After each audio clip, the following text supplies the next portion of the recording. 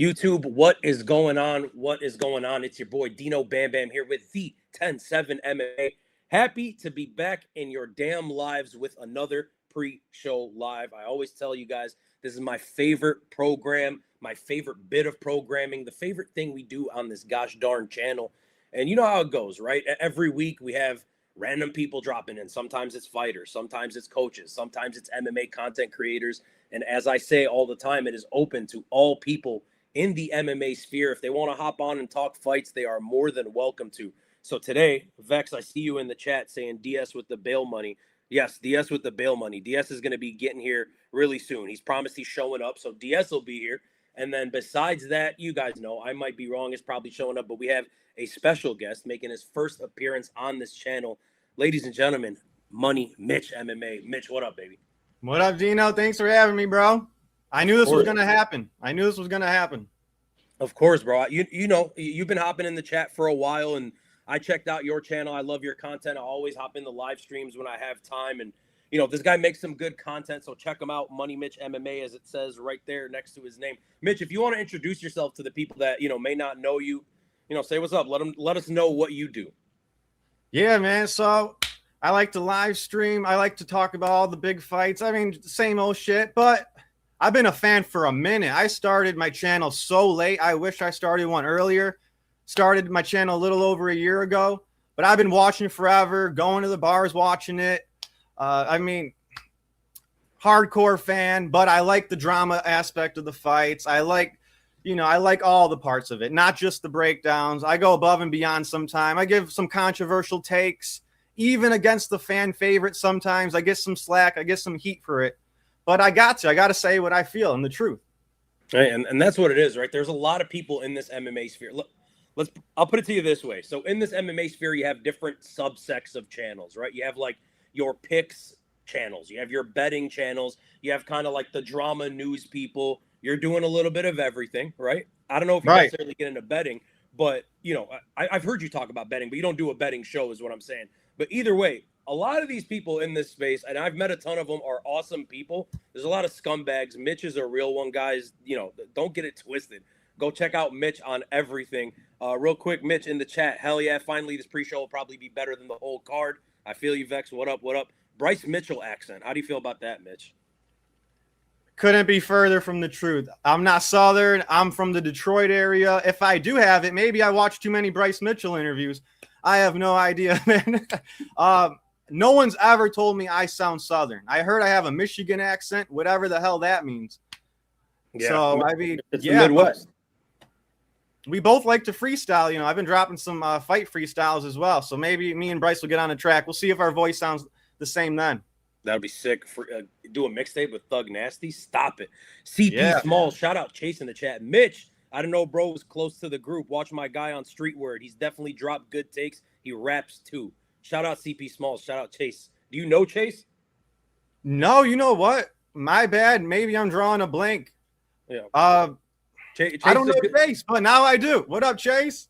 Chase is a good dude. He does a show called The Street Word where they go live and they just kind of go around to all the MMA content creators live on his stream, check out what they're saying, check out their content, see their opinions. So he's definitely stopped in on my show a couple times. So it looks like he's been to a couple of your lives. Shout out. I had no idea. I'm gonna have to check it out.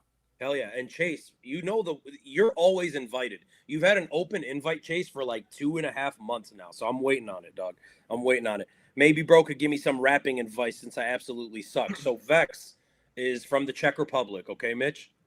Okay. And Vex is a regular on our channel. Vex is a freaking OG. Vex sent me a rap that he did the other day. 2 raps in Czech. I haven't listened to him yet. I want to get together with DS, have a couple drinks, and listen to his raps. But I'll let you know how I think it is. Absolutely. No, I'll spit a bar for him anytime. Let's go. Hop in his chat, Vex. He'll do it. He don't know me, but I know him. That's what Chase is saying. Wow, that must mean I'm going on a good trajectory. That's the goal right there, you know? Some people know about you, and you haven't heard of them yet. I guess that's the right trajectory. There it is, right? Plus, I wanted to add, too, I do train a little bit. Like, maybe I don't know everything about every single fighter, but when I do know the fighter, I feel like I have a good insight because I do train MMA a couple times a week. I have been training jiu-jitsu since 2018, like Seriously. Got the purple belt as well. Damn. Okay. All right, Mitch. CP Smalls. Mitch had great takes when Josh Van was pulled from the Strickland card, so he even remembers a moment. Mitch, look at that. Look Yeah, at that. I think Josh Van wanted to fight on that card. I just feel like they're like, you know what? We already sold it out with Strickland Chimaev. The next card needs some help probably, so why not do it there? And Josh Van never disclosed that injury. Yeah, no, 100%. He was cornering somebody like the week before. He looked fine. Yeah, I'm with you. I didn't do anything like regarding that. I didn't put anything out there, but that was my instant thought as well. So I'm glad some people are seeing it the same way. Yeah, actually, the Strickland Chimaev, but I feel like 327. I feel like Miami, they had that covered for some reason. Josh Hogan sold it. Yeah. Josh Hogan, man. Let's talk about him in a little bit. He definitely wanted to fight, bro. He's a big draw, as you can see by his main event now. How do you feel about that, Mitch?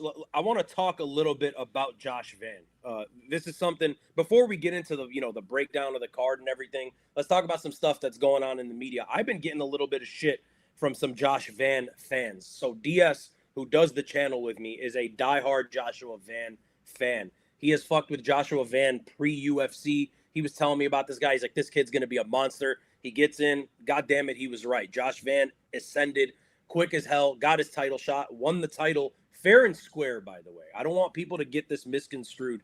And, I am a Pantoja fan. And yes, I don't like what happened, but it happened, right? And you cannot blame Joshua Van for that. He did what you're supposed to do. He went in there. The opponent got injured. He won the fucking belt. He's the rightful champion. That is a victory. And that's true.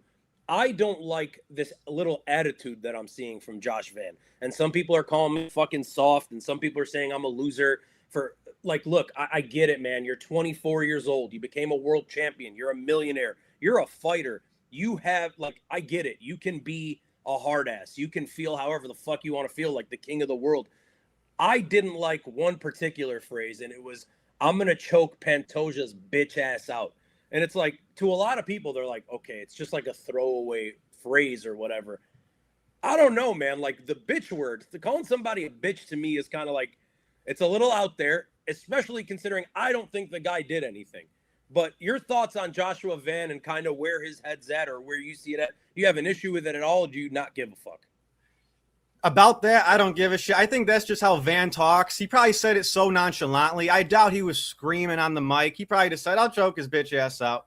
Maybe he's riding an adrenaline rush because somehow he had Tyra's back, which was unexpected in that fight. He took Tatsuro Tyra's back. I was like, whoa. Wasn't really close to the choke, but maybe he's feeling himself a little bit from that. He did so good in the grappling. I'm a huge fan of both. The Cannibal, Pantoja, Josh Van. I mean, they're my favorite flyweights for sure. It sucks that happened to Pantoja because I feel like he was finally building momentum with fans.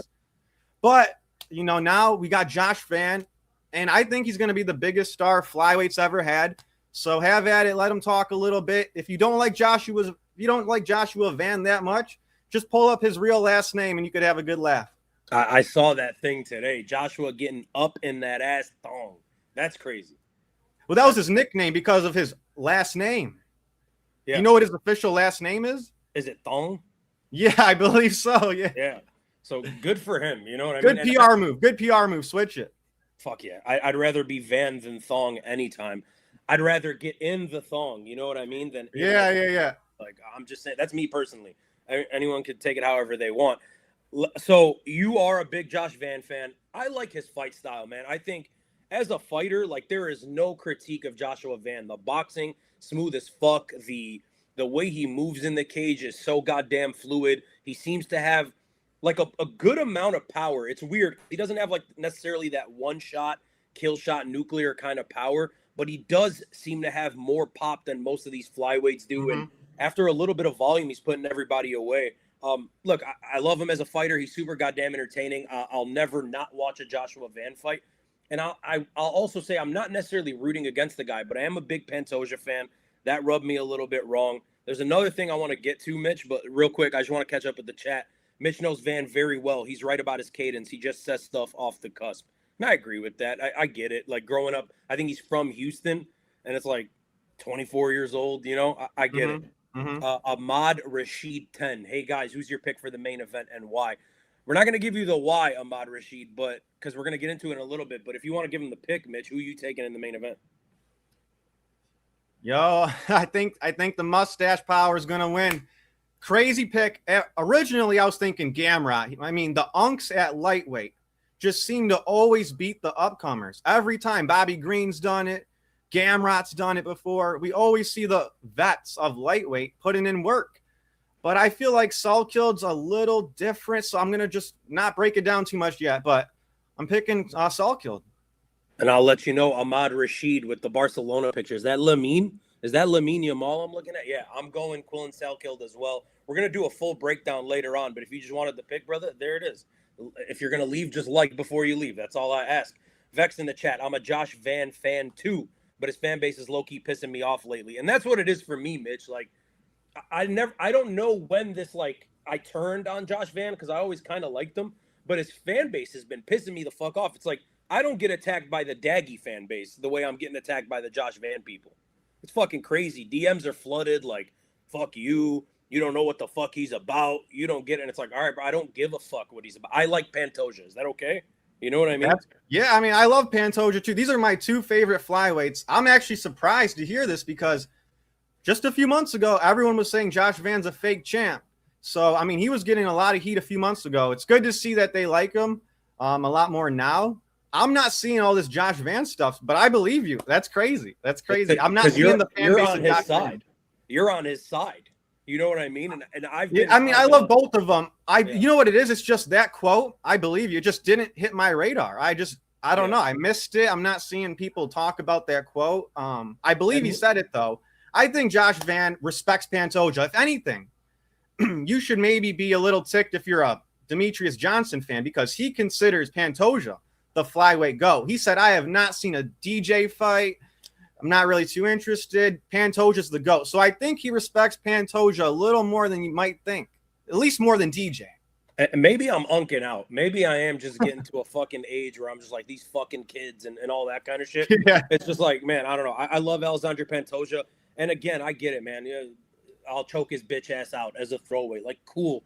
But still, man, like I just feel like if somebody calls you a bitch, those are fucking fighting words. It's like, it is what it is. Whatever. You guys should sword fight. Fuck you. How about that? Why don't you come join us?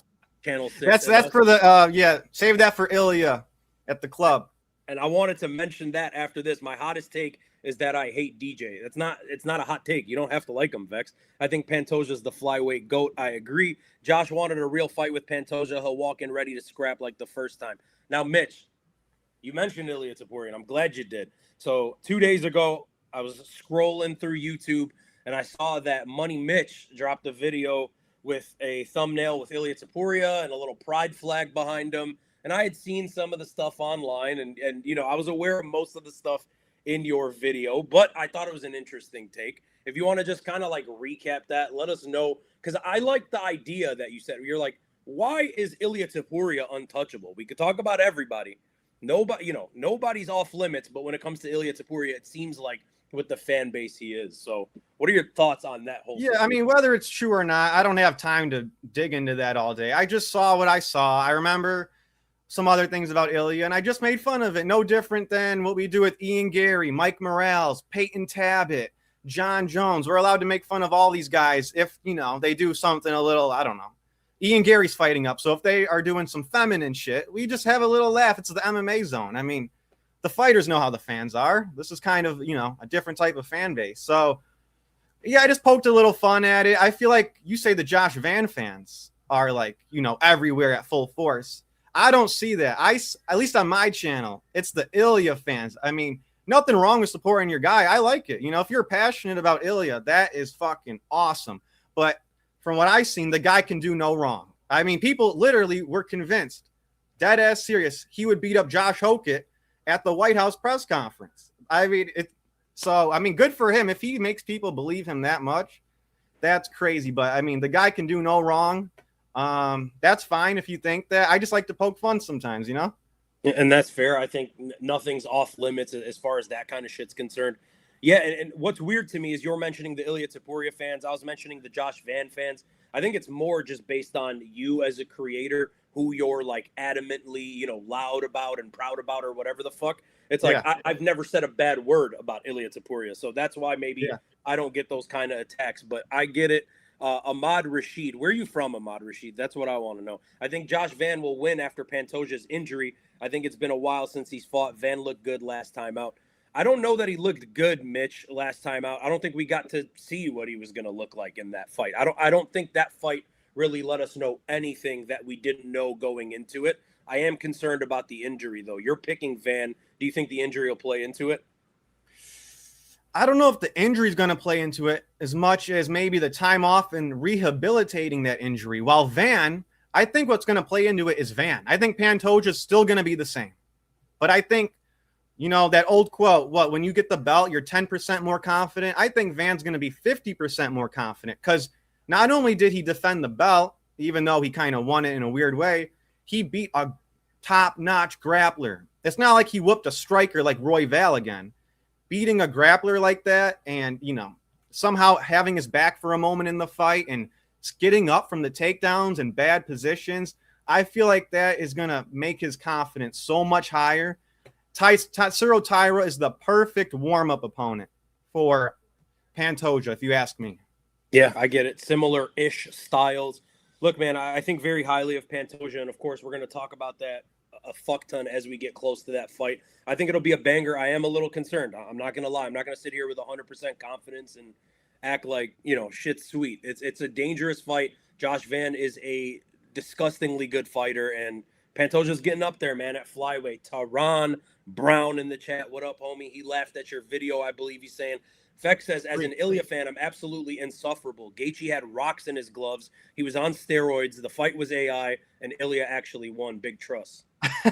That's the typical Ilya comment. It was CGI. Yep. Tehran, they also said he would beat up Justin Gaethje. They said Gaethje had no chance. He's going with Pantoja. And here comes Persian. So if you don't know Persian, I'll introduce you to him, Mitch. Persian is our resident Daggy Glazer.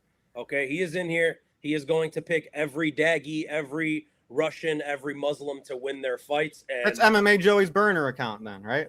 There it is. Shout out Persian. Persian was on a video with no Bromo yesterday. I watched it, Persian. You actually made some good points. I'm not going to lie to you. You know, I like to pick on you and fuck around. You made some good points. I still think Bromo had the better points, but you did get him at some points.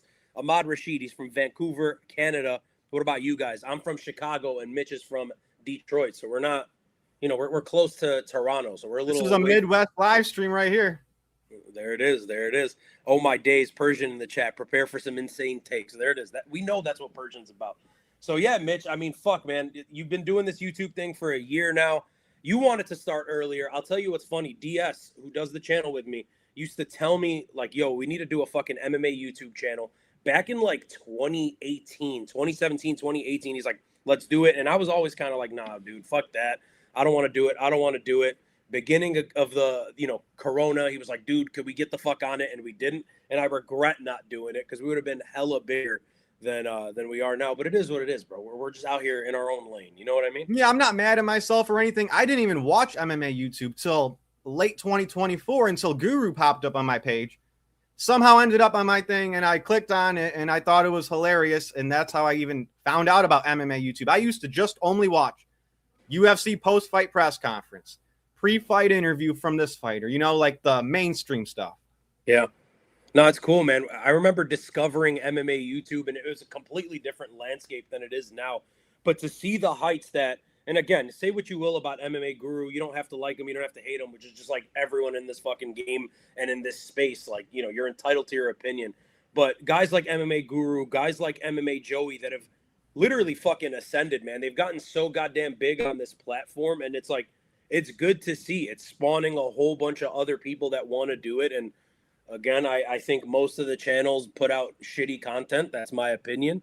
But there are a lot of very talented, entertaining people. So Vex in the chat saying, RIP Warhorse, his channel went away yesterday. Apparently deleted fucking everything, which was like a big deal. But it is what it is. Two Midwest guys on a live stream. That's right, Tehran. Tehran's from the Midwest as well. Bromo made it seem like none of the points I made were right. I'm in Orlando right now, but I live in the Illinois area. What about you guys? what you guys think about the possibility of Ilya versus Usman fight. I'm 90% sure he signs with the UFC now. I think he signs with the UFC, Mitch. What do you think, and how would you see Usman Nurmagomedov versus Ilya Topuria? Well, I mean, judging by Dana White's post-fight interview, he never smiles like that. He was having that evil grin, that evil smirk on his face, like, you know what, I'm going to just run the MVP promotion dry and steal all their stars. So I think he's going to go to the UFC. Ilya versus Usman, I mean, I'd probably lean Ilya because he has UFC victories, UFC title fight victories. That's not the match I would make, though. Obviously, Ilya versus Paddy is a stadium level fight. That's the fight to make. If you're going to do Usman, I think you should put him against Charles. I want to see him against a grappler. I want to see Charles get a rematch against Team Khabib because he lost to Islam. Let's run it. I like the Charles fight. I would like to see Usman versus Max. I think that's a really interesting fight. Kind of two longer bodied guys. And for what it's worth, Usman's been striking a lot more than he did previously, right? He's always been a great striker, but Usman Nurmagomedov's been putting people away on the feet. I want to see him and Max. I think that's a fucking banger of a fight. If I'm Max, though, I don't blame him if he doesn't take that fight because he just fought Conor, even though that wasn't a fight. Yeah. And he just got smothered by Charles, and I don't think that's going to sell. I mean, if you're Max, and I'm hearing word of, Diego Lopez is always the backup fighter for 155. They're two big names. If he's really moving up, Max is like the odd man out here, in my opinion. I want to see Lopez versus Max, but damn, that's a banger too. Either way, I think Usman gets it if he does come in, which I believe he will come in. I think the UFC puts him right in there against the top 5 guy. It's a matter of matchmaking who they want to put him up against, and I think that'll let us know a lot, the matchmaking itself, of what they think of Usman Nurmagomedov and where they want him to be. Because if they do give him maybe a Max Holloway, where a lot of you guys are thinking that's an easy fight, maybe they do want him to get to the title. Charles would be a more interesting fight, I guess, with the grappling and the jiu-jitsu, wanting to test this kid out. Either way, man, Usman Nurmagomedov has always been legit. We'll see if he comes. And if he comes, I think he fits right into that top 5. Tehran's an OG of MMA YouTube back in 2009. RIP Warhorse, been in MMA YouTube since 2015. Here comes Persian. Usman puts belt to ass on Ilya. That's how he feels. Okay. All right. Well, I'm just so focused on Paddy versus Ilya. I mean, I love fights that are huge and more of a big deal than title fights sometimes. Like that'll be a 5-rounder. That could be on a numbered card and without a title. That's all that's on my mind right now with Ilya. It's Paddy Pimblett. I think that's the right fight to make, in my opinion. Dana only smiles like that when he talks about gambling. Usman is 100% already signed. I think Usman Nurmagomedov, it's been known, right? For those of us in the MMA sphere, people in the know, Usman's been the guy at Bellator for a hot-ass minute now. Persian's not going to like that I'm saying this. He popped for fucking roids as all of Team Nurmagomedov tends to fucking do at one point. But we knew this guy was coming for a long time. It was a matter of getting these fights out of the way. And they're out of the way, so we'll see what's up. Usman would grapple fuck Max. Charles is a better opponent. You're right. It probably is a better matchup. Lopez Oliveira, how do you feel about that fight, Mitch? I like it. I mean, that's cool. 2 Brazilians, more, the Mexican Brazilian versus, Brazilian's hometown hero. I like it. As long as Charles doesn't get that title fight, I'm in. I just don't think Charles deserves a title fight. I might make a video on that. Everyone's so sold on that, it seems. That caught me by surprise. He got knocked out a year ago in 1 round by Ilya, laid on Max in the most lamest BMF fight of all time. And then, I don't know. I just don't want to see him do the title. Do whatever with Charles. Just no title, one more. He's going to get one more. If he wins, though, he is next for the title. Yeah. Yeah, okay. Tehran Brown says Holloway cannot trade with Diego. He has to pick him apart just like he did Gaethje. Yeah, I mean, you don't want to stand in the pocket with Diego Lopez when he's throwing that big fucking check hook that he kept trying to get Volk with. That's a banger fight right there. They're in similar predicaments in their division. I mean, Holloway, I know he beat the champ, but he does not deserve a title fight.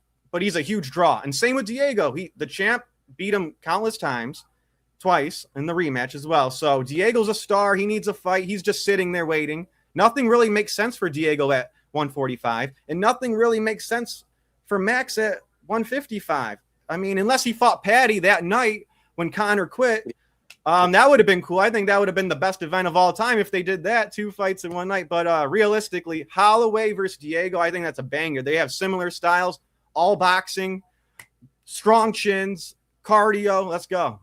Let's get it.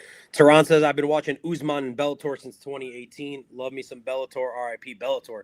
Team Nurmagomedov always pops for the same substance, then blames the heart issues. What's funny about this, Mitch, is me and DS were with Patricky Pitbull and Captain Eric Albarracine and Patricky's manager, George. We were in the room when they were telling them about, they broke down everything that happened with the suspension, and they wanted the fight overturned because they had lost to Usman Nurmagomedov, and it was like a really fucking sloppy ass situation. And getting to see the MMA politics in play behind the scenes was such a cool fucking experience.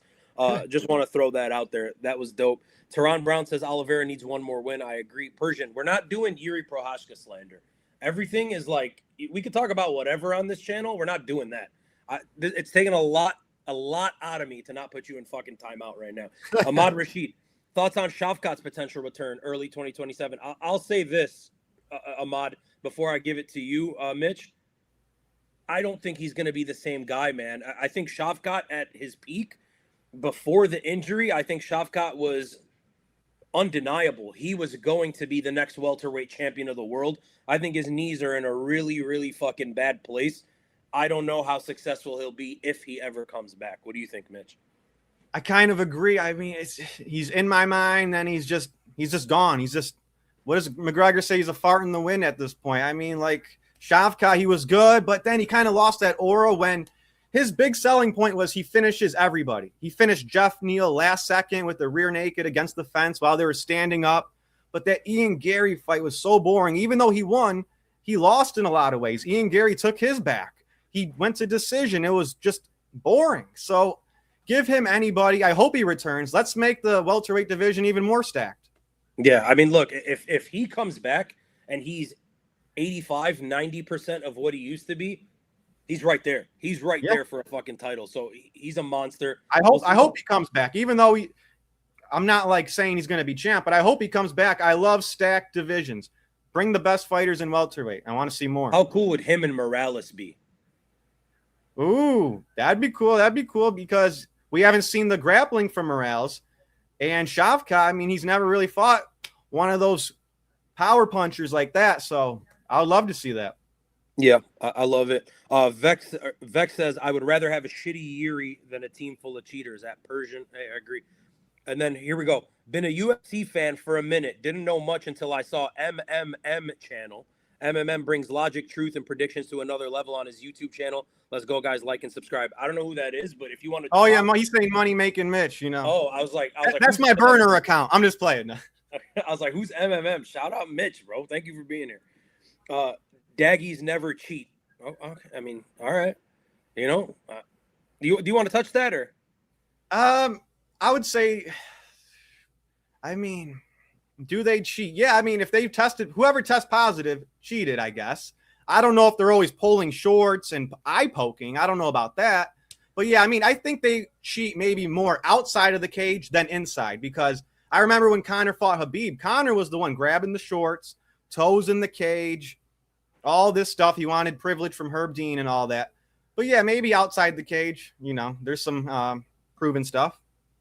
Oh, there it is. Shavkat was a danger to Islam. I think that would have been a fucking banger. Shavkat Islam, if Shavkat was healthy.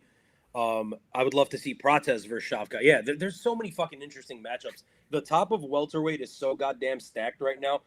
I love this like weird juxtaposition that we always get in this sport where like certain divisions are up and other ones are declining, and then there's ones that are fucking at rock bottom, but at the same time you'll see another division at the top of its game. So it's always interesting. It just doesn't seem to ever be changing for heavyweight anymore. You mentioned Josh Hokett earlier. He's been like a nice little spark of something new in the heavyweight division. Again, I don't fucking love his antics, but what are your thoughts on Josh Hokett just as a fighter, as a character, all that? Dude, I just know when he first fought on Paramount this year, I just knew he was going to be a star. And then he whoops that guy, starts spanking him mid-fight. And then the Curtis Blades war. The Yuri 327 fight week was amazing. Whoever he talks shit to gets cursed, and they just get humiliated. Yuri, Pereira, Ilya. I mean, don't let Josh Hokett talk shit to you on fight week. And I got to say, when that Ilya and Josh Hokett White House press conference thing went down that first time, dude, I worked out for like 3 hours straight. That was the most excitement I got out of a press conference in years, bro. I'm a fan of Hokett. I can't wait to see what's next. Unfortunately, he did speak to Carlos Ulberg as well, but Ulberg didn't take the bait. Right, so maybe right. That's the deal. You know what I mean? Because right, he just said, "You want to go up to heavyweight, dog?" You know, I like the Down Vato character. I think it's so funny putting these NPC journalists in check. Like they don't know what to say to personality. They're just like robots. So when he does a little comedy skit and all you hear is crickets, it's just hilarious to me. He's like trying to bring the life out of these robots, and I respect it. Yeah, I mean, tough ass dudes from a different world. You know what I mean? Like these guys are all of them. Fucking 80% of them are nuts. All they do is like train and fucking sleep and eat. So iti tripis trainee, like Islam fucking said. Anakin, breaking news. Here we go. We got some news. Tommy Gunn versus Freaky Rahiki just announced for Noche. That's fucking wild. Saying it was reported by Big Marcel. Hey, Rahiki's a monster, dude. Like he might fuck Tommy Gunn up. Instant thoughts on this.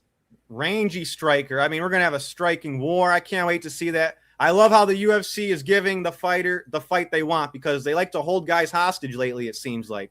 So UFC Noche needed a little more spark. I feel like it's a good card. It's got some one-sided matchups. I feel like we're all picking Silva and all that stuff. But yeah, Tommy Guns, after what he did to that Timu Taporia, I can't wait to see him fight. I call him Evil O'Malley. I like his volume.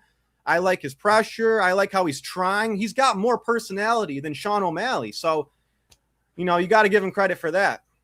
We had a little post the Tommy Gunn fight on our Instagram, which got like great. It went like fucking crazy viral. Got a bunch of like followers from that and all this kind of shit. So if you guys want to check that out, the 107 MMA on Instagram, go peep us there. Vex, stop coping. I just saw that. That should be a good fight. I trash talk Hokett every day, says Dirtbag Dustin on Twitter. Sometimes he responds. And I saw a video of Josh Hokett the other day, like signing cards, and he's just a regular fucking dude. So yeah, he's turning that character the fuck up, but it's working for him. You know what I mean? Yeah. Like you don't, again, any attention is good attention. You don't have to love the guy. You can hate the guy, but you're watching to see him win or get knocked the fuck out. Right. And I get it. You could criticize his antics, but why aren't we criticizing the Mike Chandlers of the world who I could literally answer his interview questions for him? There's no point. And we could blame the reporters. They do suck. But these fighters know the reporters suck. So you don't have to answer their question exactly. You could just spew back whatever you want. You don't even have to answer their question. You can completely take a left turn and say something. Like Hokett was like, yeah, Chandler, tell him how you're going to persevere. This is the hardest you've ever trained, and he's never fought anyone like you. And Chandler picked up the mic, and that's exactly what he said. So let's criticize those guys more for being lame, and then let's go from there. Yeah, that's a fair take. Fair take. Ahmad Rashid, should Khamzat go to light heavyweight or stay at 185? And Pereira, same question, heavyweight to 205. Possible matchups. I think Khamzat should stay at 85. I think Alex Pereira should go back down to 205. Possible matchups with Khamzat, obviously, it looks like they're doing him and Strickland again. If not, go get a win. Go beat somebody, which he will, and you'll be back at the title fight. With Alex Pereira, if he drops back down to 205, instantly he gets Carlos Ulberg for me. What are your thoughts, Mitch? The Pereira thing, let him choose. I won't be mad either way because heavyweight Pereira threw me off. He looked a little slow. I know it was against Cyril Gane, and his next matchup against Hokett could be dangerous after watching that White House card. So if Pereira wants to go to 205 and knock out Ulberg, who really doesn't really have the fans on his side because he's got just this lame personality, sure, I would love to see Pereira knock out Ulberg. Go ahead. But Khamzat, I don't think he deserves to fight for a middleweight belt because what are we saying here? You can miss weight and never defend a belt and then get a rematch again, especially after they said truce and said this was kind of for show, even though the buildup was great. I love it. I'm not going to critique it. But, the beef's over. He didn't make weight. The fight, it was good. It was good. But, I mean, he never defended his belt, Khamzat. So, I mean, right. Why does he deserve a rematch? He's not going to make weight. Yeah, and it's weird to me. I met Khamzat Chimaev like 6 or 7 hours before his fight with DDP.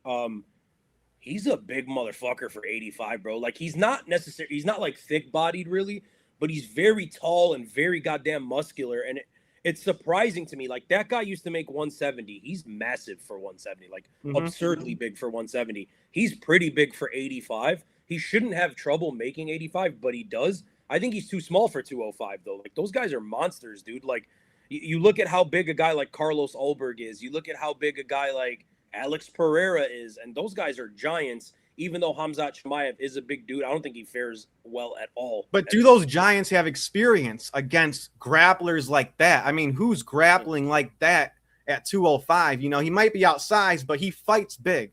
He fights like a big dude when he takes you down, holds you down. I think 205 needs some spice.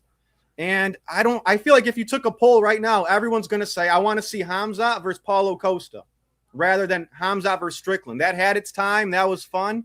But let's just leave it there. Strickland, I mean, Strickland's going to take it. That's the big money. But then Dreykus is going to get screwed over. Then Amalov's going to get – let's just get it going. Let's just start doing number one contenders, and that'll excite me more. Yeah. Well, let's fly through a couple of these. Hokit is the new heavyweight. Patty is the baddie. New blood. Love it. That's how the sport works, man. The young eat the old. I got Freaky Rahiki. MMA guru Simon Feck in the goddamn chat. Hokit at the White House wasn't his first presser. Killing it. Yeah, I mean – it's entertaining as fuck, bro. Like, it is what it is. Is it just me or does featherweight have some very good prospects? They do, Teron Brown. You know I love me some Kevin Vallejos. You fuck with Kevin Vallejos, Mitch? Yeah, I mean, that jab, I mean, it's the most powerful jab I've seen at featherweight. I mean, he was just dropping Emmett left and right. I mean, he's kind of got a little bit of an Ilya Taporia style. He looks like a little bodybuilder. That dude is scary. He's a tank. So I can't wait for his next fight. He's going to get all KOs, I think. Well, that's my boy. Power puncher versus volume puncher, and they both have shit defense. It's an interesting fight on paper. Sean is sugar. Tommy is salt. I like it. It's going to be fight of the night for sure. Which one are we talking about, Anakin? I'm a little lost. Sorry, guys. We're behind as hell on chat. I'm not sold on Tommy yet. Maybe after another banger. Tyler Betts in the building. Aaron Pico, Pat Sabatini in the works for MSG, which is where Aaron Pico belonged. I tried to tell all of you guys. Everybody that's a fan of my channel and that was here for UFC 319. Y'all know I told you guys, Aaron Pico is not that fucking guy. Everyone is trying to make Aaron Pico seem like he's this new, interesting fucking prospect. I've seen him fight in Bellator 50 times. Like, he is not fucking like that. This is more the level. This will be a really good grappling fight. I think Pico could starch Pat Sabatini, though. I'll put it to you that way. Mitch, what do you think? That Jackson podcast cult really promotes their guys. I mean, it's just TJ was just going on and on and on. Aaron Pico, the new Mike Chandler, kind of boring, but, you know, that wrestler from Bellator. This will be the first and only time I'm rooting for Pico, really. Pat Sabatini's boring. He's still in the rankings. I wouldn't wake up for a Pat Sabatini fight, you know. At least Pico put away Pitbull. There it is. Anakin basically asking something. Who do you expect rising to the top at 45 like a Kevin Vallejos? Kevin Vallejos, I've been sold from the beginning, but what about you, Mitch? You got any name for 45? Ooh. Well, Delgado, he got a good win, but he didn't look all that. Zalal, he just lost. You know, I don't know about a new name right now. Steve Garcia, he just ended from Lopez at the White House. He'll be back on the horse, but right now, I'm just interested in that top five. I think Aljo, I'm ready for Aljo to get a big fight. I think he wants to be active. I thought it was going to be Gene Silva versus Aljamain Sterling, so I'm ready for Aljo to get another shot. I want to see if he can be a two-time champ. I'll throw Luke Riley in there. I fuck with Luke Riley. Yes, he hits hard. He does hit hard. I like Luke Riley. I forgot about him. Hell yeah, Tyler Betts with the Walmart UFC shirt. Fucking $9.99. Can't beat that shit. I like Rahiki Power. Might be too much for Tommy, but who knows? Tommy can pull surprises. I'm not sold, man. Alex wants 3 belts. Imavov is in a bad place if Khamzat gets the rematch. Big fucking facts. Alex should just go back down to 205. He's be dominant there. Ulberg with 200,000 followers is hilarious. I'm just trying to fly through these, Mitch, so we can fucking catch up and do our thing. Alex would beat Chinny. Alex should not stay at heavyweight after that performance against Gon. Who knows if he could beat Volkov, Hokit, Sergey. I think he beats Hokit. How do you see that fight going down, Alex and Hokit? Before the White House card, I'm for sure picking Pereira all day. But now that I really see the speed of Josh Hokit mixed with the wrestling, I know that was against Derek Lewis. I know, but he was just playing around in there. Even with that armbar, he was just playing around in there. That would be a very 50-50 fight. That's the biggest fight at heavyweight numbers wise. Yeah. Hokit already sold it. To me, that's a pick'em. That's really a pick'em, but I feel like Hokit, his speed really surprised me. I'd be really worried for Pereira, and I never thought I'd say that. I'm still heavily leaning towards Alex Pereira in that one personally. Yeah. But I get it. Josh Hokit's been on fire. Same with Topuria. If I was him, I would drop back down to terrorize 45. He's already chinny at heavyweight. I mean, even more chinny. Olberg knocks him out in a round if he comes back. Maybe. How do you feel about that, Olberg Poatan? I'd be picking Poatan. Maybe there'd be some bias for sure. They're both coming off. They both kind of lost some momentum there. Olberg, though, I mean, he's got to have so much confidence in himself fighting and getting a knockout with that injured leg, especially after that Conor main event. So Olberg, props for that. Alex Pereira's in a weird spot right now. It seems like his next fight's going to be Herb Dean, man. I just don't know. He's so focused on Herb Dean. It's crazy. I get it. Cyril Gane's a cheat. I get it. We should be scolding Cyril Gane. And I guess the refs too. But yeah, Pereira, his head's not in the right space. He needs to go back to saying one word at a time, having that mystique.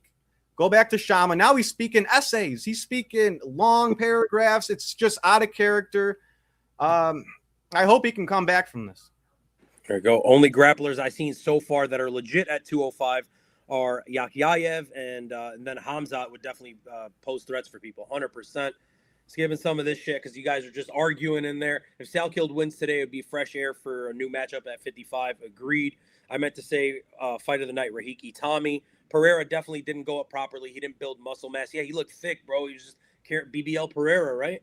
BBL Pereira. Yeah, I mean, when we expect these guys to go to heavyweight from 205, like I expected John Jones to, look like a tank with chicken legs. But he had a dad bod. He was soft. And then Pereira, he wasn't as bad. But he still really surprised me by how fluffy he was. Everyone turns into Fluffy Hernandez when they move up to heavyweight. So, yeah, they really shocked me with that. I mean, I don't know. It just seemed like in Pereira's sparring before that fight, Talisan Teixeira was piecing him up. I didn't look too much into it because Pereira's always sparring. You're going to lose some rounds, even against some losers once you're tired and hurt. But, I mean, yeah, man, I don't know if he built it up properly. He looked fluffy. There we go. We read that one. Pico, guys, has good striking. He has the power, but his chin isn't the best. Glass fucking chin. You think Ian Gary beats Islam? I think that'll be 3 rounds or 4-round submission for Islam. I'm going Islam by submission. I'll probably say round 2, to be honest with you, Mitch. I mean, yeah, Ian Gary, they're both masters at point fighting in some ways. They have a lot of similarities in the cage, even though one's more of a striker, one's more of a grappler. They both know how to win those close, boring fights. But I've seen too many people snag a body lock on Ian Gary, and that's worrying. I want to pick him. He's that long jab. I mean, the reach, the leg kicks, the IQ, the footwork. It's going to be hard to get him, but Bilal got that body lock so many times. I'm going Islam. Look, Islam wins. A lot of people are picking Ian Gary. I don't get it. I'm a big proponent of Ian Gary's fight game. I think he is really fucking high level. I've always thought he was high level. I never got off the Ian Gary train. Ian Gary doesn't pose a threat to Islam Makhachev. A lot of people are saying the size and the length, pause, no diddy, all that stuff. He doesn't have power. He doesn't have power, which is the only thing that could threaten Islam. Islam is the better grappler. He's the better submission threat. He has more power on the feet. He's just as dynamic, if not more so than Gary on the feet. Gary's just longer bodied. I got one thing about Gary by decision. Go ahead. I got one thing about Gary, though, that we got to talk about. If you look at Ian Gary's recent resume and Islam's, holy shit, maybe this is a hot take. Ian Gary beat the tougher opponents. We're talking MVP. No one solved that puzzle. Boring fight, but he used his IQ. He beat MVP. I mean, that's crazy. Prates. I mean, who can we compare on Islam's resume? And then I know he lost to Shavkat, but we're talking he fought Shavkat, MVP, and Prates, and came out alive in all those fights. And Bilal. So it's like, I know Islam. I think Islam's best win is Charles. I think Ian Gary's Prates win is just a little more shocking and impressive to me. But I am still picking Islam, even though Ian Gary fought the tougher or harder to beat opponents. Yep. Let's get Pat Sabatini out of the UFC, please. Bolt says, am I crazy for thinking Islam should go for head kicks versus Gary? I've watched tape on Ian, and he leaves his head open for kicks when defending takedowns. He pushes his hips back. The leg kicks are going to be there for Ian Gary. The scary thing with that is you have to set up the head kick. You're not like, I'm sorry, I'm talking the other way. What I'm saying, though, is that Ian Gary is going to be open to a lot of attacks from Islam Makhachev. Ian Gary's main focus in this fight is going to be backing up, throwing leg kicks out there. It's just not going to work. Islam's going to snag it up. Islam's taking him down and fucking dominating him. I don't think much of this fight takes place on the feet, Bolt. What about you, Mitch? Like, I mean, you see it the same way? Just take down and rinse, repeat. I do, and I see Islam, even though Ian Gary's going to be a tougher fight than Jack. Even if he gets finished, I still feel like Ian Gary is a tougher fight than Jack, just based off all his skills, skill for skill. But I feel like Islam was boring in the JDM fight because he was testing that cardio with that heavy weight and all that mass he had going to 170. But now that he knows his body can move and go 5 rounds with all that added weight, I feel like he's going to be on the aggressive side a little more than he was that last fight. And that's not good for Gary. Love it. And look who is joining us, ladies and gentlemen. DS. DS, what up, baby? What up? What up? How you doing, my boy? How's it going, fellas? Hey, man, How you doing, DS? I'm pretty good, man. Can't complain. Happy to be here. Sorry I'm late. It'd be like that. Bail money. Hey, we got an active ass chat, DS. We're trying to catch up and get to some stuff. So just chime in on whatever the hell your take is.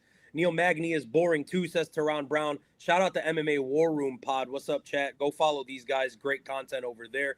And they what do up, some fellas? What up, Vex? What up, Teron? late night lives. Pat Sabatini can't fight. He gets punched once and he'll be desperate, lay on the ground for 3 rounds, which won't work. Agreed. Sneakily a good stream. The chat's hella active. Larry and Douglas, that's another great name. DS, we're talking 45 prospects. Anyone you love at 45. Kevin Vallejos was mentioned. Luke Riley, Larry and Douglas. I mean, I like him. Riley for sure. I know you love Kevin Vallejos. I mean, I could see, I don't know like what the top is for both of those guys. Like, do you see like a future champion in either of them? Vallejos. Yeah, I figured you would say that. I mean, I could see it, man. I could see it. I'm curious, I'm curious about both, honestly. Mitch?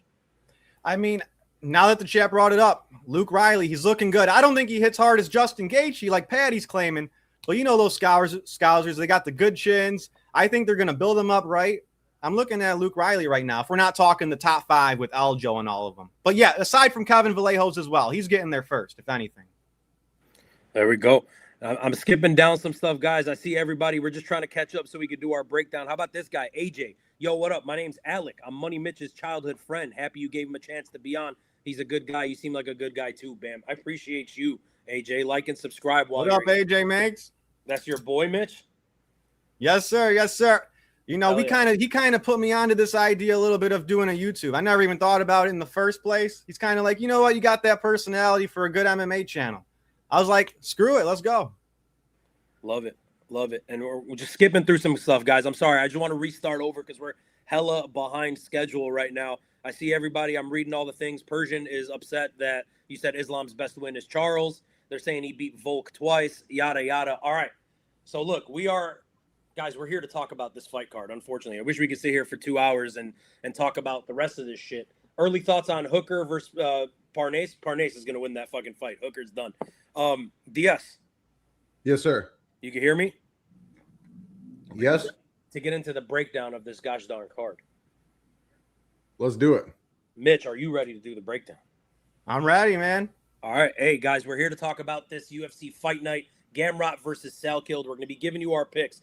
Again, not to toot our own horn. Me and DS over 70% lifetime on this channel. We know what we're talking about when it comes to these picks, Mitch. So let's make some goddamn money. We've been on fire 3 weeks straight, on absolute fire. Probably the hottest on YouTube right now in terms of picks. I think we're like 36-6 or something like that over the last 3 weeks. So let's get into it. First fight of the night, it's some ladies. And I love me some ladies. And I do love me some Gigi Canuto from The Ultimate Fighter. She is taking on Carol Foro. Who wants to take this breakdown first? Go for it. You want me to do it? Yeah, why not? All right, look, Gigi Canuto, I mentioned, guys, I'm a big fan of this lady. She's from The Ultimate Fighter. Obviously, she just lost on Tuesday, which is crazy because we saw the fight announced before her episode aired. So we knew she was going to lose that fight. Extremely high-level jiu-jitsu practitioner, constantly looking to create submission opportunities on the ground. She's disgusting with the scrambles. If she establishes top position, she's disgusting. She's taken on Carol Foro, well-rounded prospect, improving striking. She's very goddamn athletic, hits with some good pop. She wants to keep this fight standing. It's basically striker versus grappler. A lot of people are on the Carol Foro side. I am not. I love Gigi Canuto. I think she gets this shit done early. If she doesn't, great live betting opportunity for Carol Foro. So the official pick is Gigi Canuto, round 1 sub. If that doesn't happen, you can fucking slam Carol Foro money line. Money making Mitch. Yeah, I kind of see it like that. But Faro's got more of that experience. She fought Chanel Dyer, who on the Contender Series, and she won a decision. Dyer's good. She KO'd Ravina, who's on this card. So Faro's definitely the better striker, has more TKOs, even though they're not all in the UFC. Gigi Canuto, it's her debut, more of a submission artist. But I think if it gets scrappy, like some of these female fights have been recently, they've been getting scrappy. I got to go with Carol Faro. I'll say one more thing, Diaz, before you go. I see Anakin in the chat saying Foro looked good on the Contender Series against Chanel Dyer. Great fucking fight. Banger, one of the best women's fights we've seen on the Contender Series. She popped for steroids after that.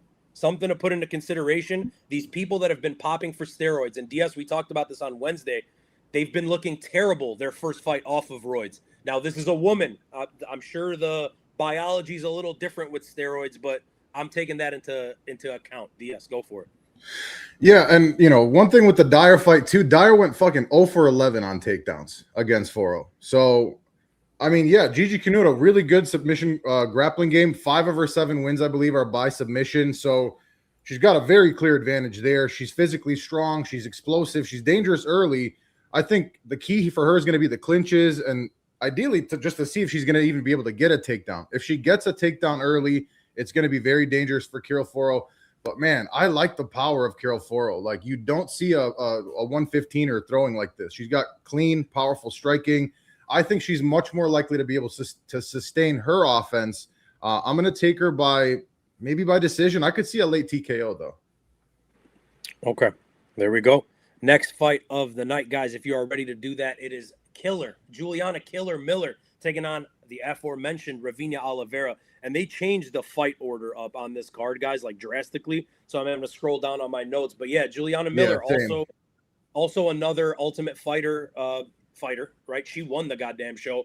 Very tough, brings a ton of pressure, constantly looking for grappling. She is strictly a grappler. Juliana Miller is just looking to get into the clinch, to get the fight down to the ground, to get a sub or maybe some ground and pound, 10th Planet Jiu-Jitsu, all that kind of stuff. On the feet, man, she is very, very green.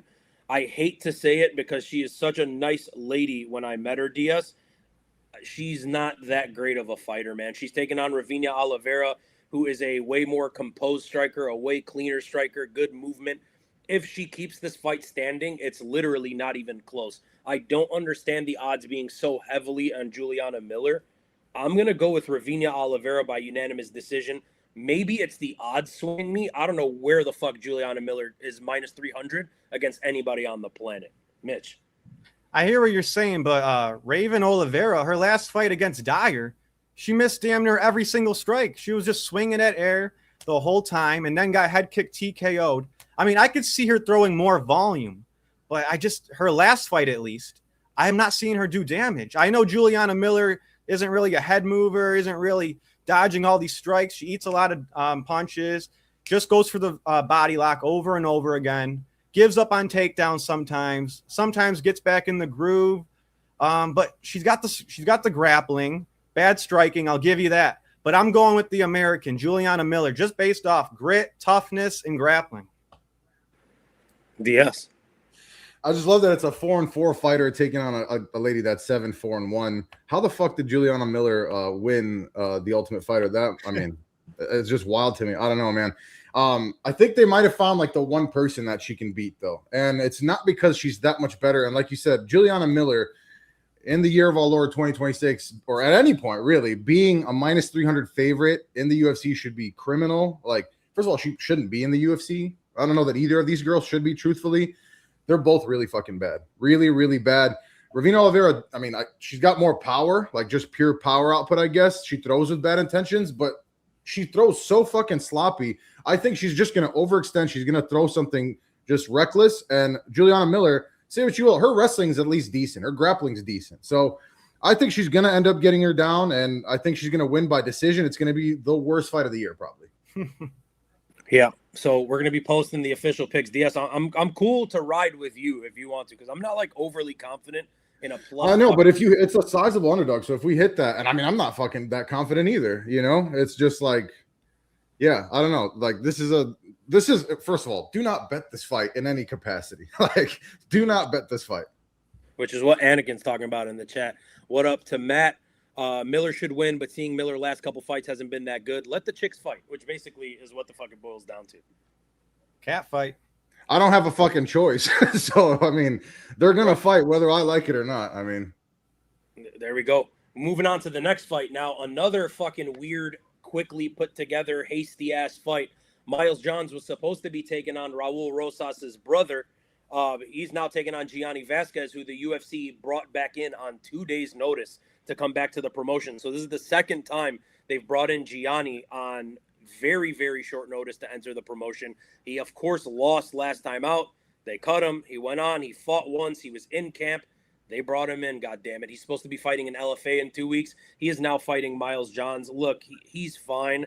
He looked okay against Javid Basharat, and that was a little surprising. But realistically, Miles Johns, it's the same recipe. Right now he has even more of a grappling advantage than he did against Rosas. He is going to utilize the takedowns. For what it's worth, Miles Johns is a boring style of fighter. He's going to spam takedowns until he gets them. He throws those big meaty-ass overhooks and you know, overhands and right hooks just to get into the takedown. He's going to wrestle fuck Gianni Vasquez. My pick doesn't change. It's Miles Johns by decision. Bitch. Yeah, Miles Johns, I mean, he got tapped out his last fight, but it was against Daniel Marcos. Why the hell did he get released? He got easily taken down, though, but I know Marcos is a different level. Miles Johns, he doesn't use as much wrestling as you'd expect. I give it to him. He looked a little sharper against Gene Matsumoto, even though he lost. He loves that overhand right. He likes to get the jab going. He likes to counter, you know, with significant strikes. But I think I'm going to take a hot take here. I'm going Gianni Vasquez. I mean, his last fight, decision loss to Basharat. I know he got dropped, but he recovered round 2, then dropped Basharat. He came back. He looked more dangerous than Miles John. Even on the ground, he uses more jiu-jitsu techniques. He goes for subs, even though he doesn't always get them. He can be controlled on the floor, but, I mean, Johns, he just kind of lays on you. I don't think Johns is going to be the guy to control him on the ground. He won that fight by TKO in a different league, and now he's back. So this might be crazy. I'm going Vasquez. You don't care about a 1 day notice? That is true. That is true. I mean, that is true. I'm not saying bet on this fight. I'm not saying bet on this fight. He looked great against Basharat, but you know, I mentioned that. It's just like 1 fucking day notice. DS. True. Yeah, I mean, with a full training camp, man, maybe I would go with Vasquez, truthfully. But like Miles Johns, I've never been a huge fan, honestly. Like you guys said, I mean, he's not a fun fighter. He's pretty boring. He's not typical, like he's not very high output, even in the striking game. He just kind of wants to control range, land some counters, mix in the wrestling a little bit, mix in some clinches. He's not looked great recently, right? But he hasn't been like outclassed by anybody. So the reach advantage here for Vasquez, I mean, I believe it's 71 inches versus like 68 inches. So, man, that could come into play. The power output should be on Vasquez's side too. But it's like 48 hours notice or something like that, man. And Miles Johns, say what you will, is a legitimate UFC veteran. It's not a crazy high confidence pick for me here. I am going to pick Miles Johns by decision. I think he's like Vasquez is tougher and more capable than the circumstances make him look here, right? But it's just so damn short notice, man. It really is. I'm going to say Miles Johns by another terribly boring decision. Like, so we're going to be fucking asleep at this point on the card. Get the coffee. Yeah. I mean, I don't really have much else to say. If I'm betting anything here, I would bet the over. Fair. And look who's decided to join us, ladies and gentlemen. Chunda. I might be wrong. What's up, baby? What's up, brother? Good morning, my friend. What's Good up? morning. You want to give us your thoughts on this fight real quick before we move on? I'm going to go Gianni Vasquez by decision or late finish. I just think he is way better. I think the the Basharat performance is good enough for me to say he is quality, and I rate his wins and losses more so than I do Maz John right now. And I know it's short notice, but he was scheduled for a fight in 2 weeks. Yeah, he had an LFA fight coming up at the end of August. Look, man, I get it. Gianni Vasquez looked great. He looked great against Basharat. So not alone here. Yeah, I'll be rooting for him. And so Is, far, is he going to make weight? He missed weight against Basharat, didn't he? He made weight. They did it at 145, so he made sure he wouldn't miss weight. Okay, that's right. There we go. And look at this. This is why Jesse Rosas was pulled. He got herpes, and they fucking cut him. That's great. He got cut? He got cut for having herpes. And that's why I always tell you, Chunda, you're always talking about how you want to come to Vegas. And I'm like, what happens in Vegas stays in Vegas, except herpes. So you can't say I haven't been warning you. That's homophobic, bro. Like, on the UFC's part. That's homophobic. Herpes isn't like a gay disease. It's is like, it not? I don't fucking know. Anyone can fucking get it. Hey, Money Mitch, McV in the chat. Mohammed Saidov in the chat. McMillan, Diaz, we talked about this. You and I might be wrong because me and Mitch already talked about our take on this. This fight got announced. Tommy McMillan versus Freaky Rahiki. Marwan Rahiki. This is a banger. They just set it up for Noche. Instant thoughts on this. In the nicest way possible, I'm not a fan of either. In terms of skill, I think fight-wise, like, they are the most entertaining fighters on the roster. Rahiki, I think, is better skill-wise, but the defense and the chin makes me fucking nervous every time he fights. And McMillan, I just don't think is good. He's just a volume guy who's like a size bully in his division. If I had to pick someone, I actually don't like. I'm flip-flopping. I'm thinking McMillan, but like, both guys have shit defense. I just think Rahiki is chinny, and I think he hasn't fought anyone right now that would put the pressure on land as much as McMillan. So I think McMillan might be a stylistically bad matchup for Rahiki. That's interesting because my immediate thought is Rahiki. And it's like I haven't really thought about it too much because I just heard about it 5 minutes ago, but that's kind of where my mind went. But I can see the argument for McMillan. Diaz, what do you think about this fight? I mean, it's one of those where, like, why are you matching these guys up right now? I hate when they do this. It makes no sense to me. Like, you're like, one of them is going to lose their shine, right? And, maybe there's no shame in the loss, but, like, you don't have to match them up right now. So I don't love the matchmaking here personally. My initial thoughts are going to be Tommy McMillan. I just think that he's going to be able to kind of use the range, stick and move kind of thing. He is pretty damn athletic. He's got some power, but I mean, nothing crazy. I do think that Marwan Rahiki is the naturally more dangerous striker in this one. For sure. So it's not a high confidence pick. And I mean, I definitely may change my mind, but you're asking me right now, I'm picking Tommy McMillan by decision. That's fair. That's fair. Anakin in the chat, UFC releases Marcos and Javid, but keeps trash like Cedric Dumas. Persian asked who got cut. Jesse Rosas got cut. And this goes to your point, DS. They did it with Delgado and Bashi. They're doing it again, ruining the prospects. They do it a lot. Like, it's like they love doing that shit. I just don't get that. Like, let the fucking hype build a little bit, right? Like, and then if they meet at some point, if they end up meeting, great. But or once one of them loses, or a little bit of that hype wears off, fine. But like, you got two undefeated prospects right now. I just don't like the matchmaking. What are you really learning about either one of them? I hear you, but I feel like I want more 50-50 predictions and breakdowns. There's been a lot of one-sidedness lately. I loved UFC Serbia and all that, but I love finishes. But there's been too many one-sided fights lately. I'm not going to hate on anyone that gets. You can give them a close fight with a veteran, though. Like, it doesn't. I'm not saying you have to give them somebody that they have to plow through. Just give them a close fight with a well-established name where it's not as much hinging on it, right? Like, I don't know. I just don't love when they put two undefeated prospects against each other this early on. That's fair. That is fair. All right, guys, let's move on to the next fight because we can finally wake the fuck up. You guys alluded to it. We're going to be sleeping through the first three fights. Finally, we get some fucking entertainment in fight number 4, and it is Manuel Souza taking on Richie Miranda. Manuel Souza, obviously, for those that don't know, this is a guy that beat Mauricio Hufi on the regional scene, so that's dope. An explosive striker, real fucking power, especially early on in fights. He's going to throw with really bad intentions. He can slow down, right? He tends to slow down as fights go late, but they don't normally go late. He's finishing a lot of people early, very high-level finisher, decent takedowns, decent slam game, solidly well-rounded.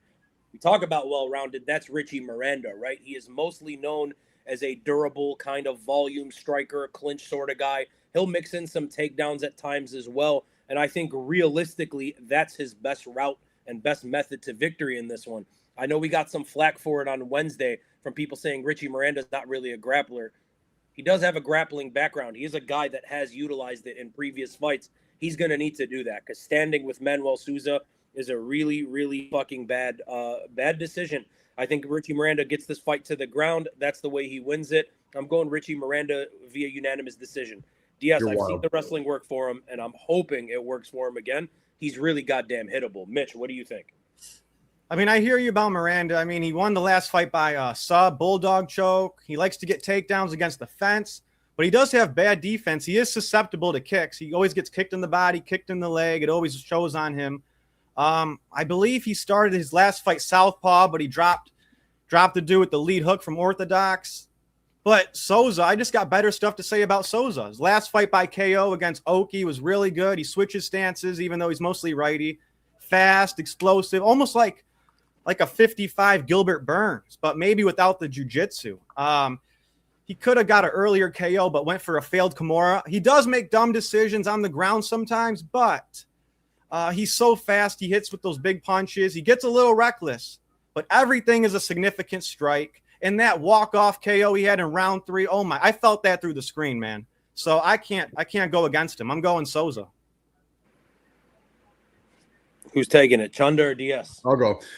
Yeah, I'm taking Souza as well, man. Former LFA lightweight champion. For me, one of the better UFC lightweight prospects at this point. Like legitimate power, serious knockout power, good boxing. Like, I don't know, man. I think obviously the fight's going to start on the feet. I don't like the striking of Richie Miranda that much.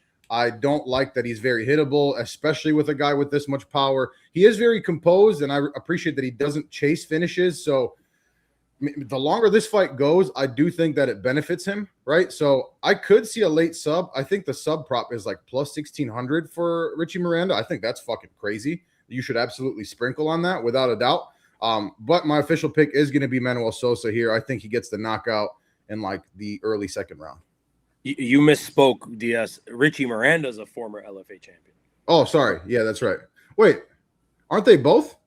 I don't think Souza was. I don't think he spent too much time in the LFA. I think it was like 1 or 2. Richie Miranda was the LFA featherweight champion. Oh, okay.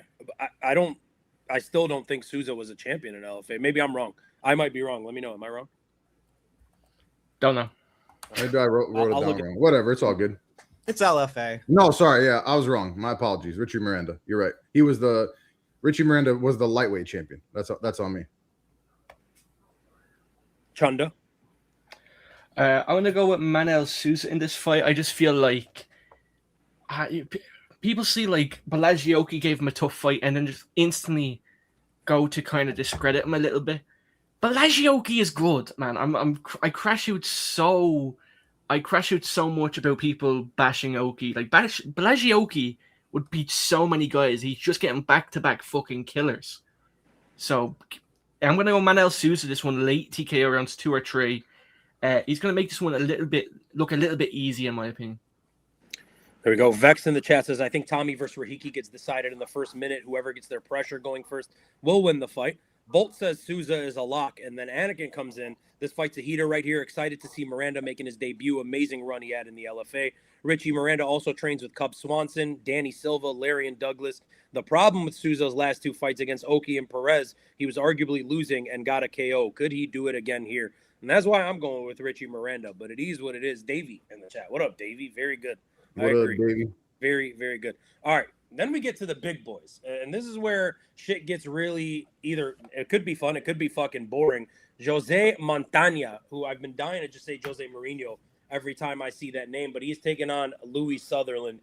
These are some big sloppy motherfuckers, guys. Jose Montaña is absolutely massive for the division.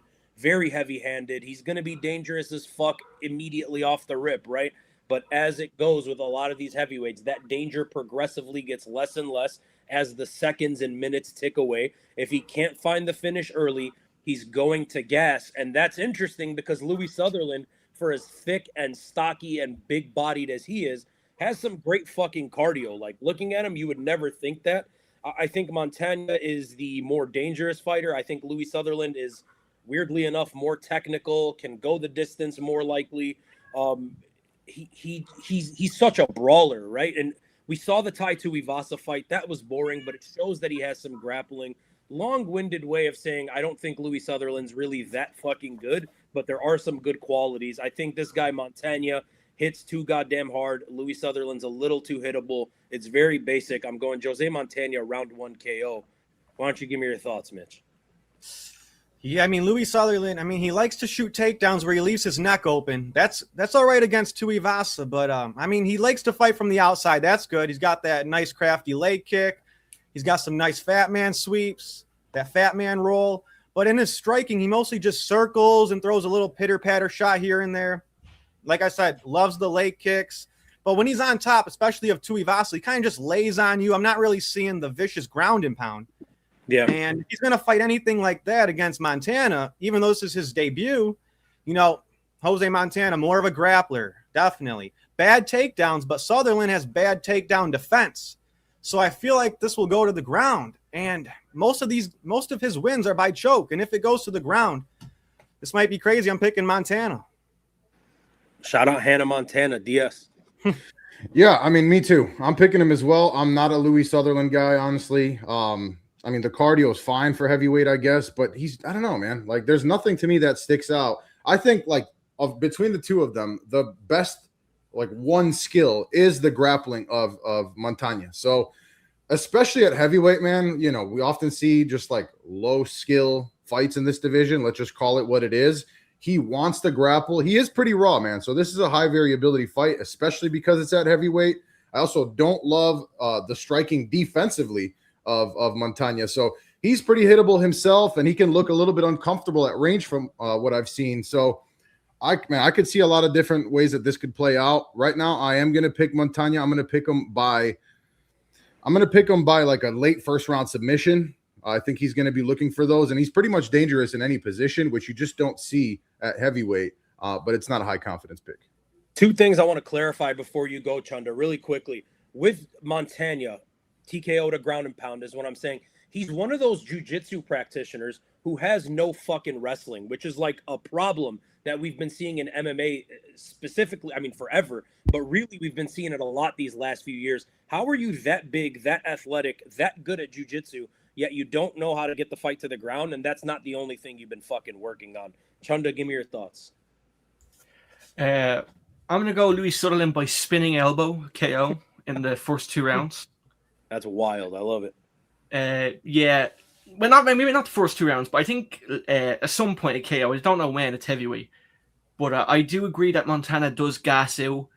I think at some point he's going to shoot a shitty double leg and just get clipped with something spinning. Because he done it against Tai Tuivasa. People forget, man. That was a crafty spinning elbow. People forget, man. I think Sutherland is just way better on the feet. And once Montana gasses out, you're going to see that. Hey, I don't mind it. Give me in this shit call. Brother, hit me up on Instagram and we'll see what we could do for next time. Leave my brother out of this. Bolt says Sutherland is one of those former roid heads who look like bodybuilders on the regional scene. Now he's just a regular old geezer. I would argue he's the final geezer. That's just my thoughts. No, okay, fuck you guys. DR Nurgazai. He's taking on Bruno Lopez. And look, man, this is another interesting fight of two guys. Like, DR Nurgazai came into the UFC and he was supposed to be this big fucking prospect, right? Everyone was very, very high on him, and he has failed. He has failed to deliver. Let's be realistic about it. It's good to see him finally in the win column, but he was such a scary prospect, and he just kind of looks like an average fighter right now. A very physical fighter, physical finisher, real knockout power, a good wrestling game. He hasn't shown his best version at all in the UFC, right? You look at him on the regional scene, that guy's a killer. In the UFC, it hasn't necessarily been that. How much of that is the shitty matchmaking he was getting outside of the promotion? He was fighting guys that were fucking 3-0, 2 fights before the UFC. So very interesting to see what DR Nurgazai comes out to be. He's okay. Boring jab fest, his last win. He's kind of ass, but he's taking on Bruno Lopez, who's probably a little more ass. A very aggressive striker, not afraid to exchange. He's going to leave himself open. The chin is high up in the air. He's very goddamn hittable. He looks good offensively, but defensively, he is miserable. So he's like a weird juxtaposition between those two things. Okay, grappler, I guess. I don't really see that working against DR Nurgazai. This should be Dr. Nurgazai all fucking day by decision. Fairly confident, but Bruno Lopez does have that weird, tendency to kind of make shit happen. But I'm going Nurgazai by decision. Mitch, talk to me. Yeah, I mean, after Lopez got TKO'd by Sterling last fight, I mean, that was some brutal ground and pound right there. Can't forget about that. He doesn't have the best takedowns. He is a little stationary. He does sneak some good strikes there in the clinch. He has to make it a little dirty, I would say. I would have to say Nurgazai is way more technical. If this is a sloppy fight, Bruno Lopez has to make it a sloppy fight. But Nurgazai is way more technical. He won his last fight by decision. I believe he's southpaw. Good kicker. He's faster. He's got crazy speed. He doesn't just headhunt. He goes to the body, goes back to the head, front kicks, left hand to the body. Every second he's spamming that left hand to the body.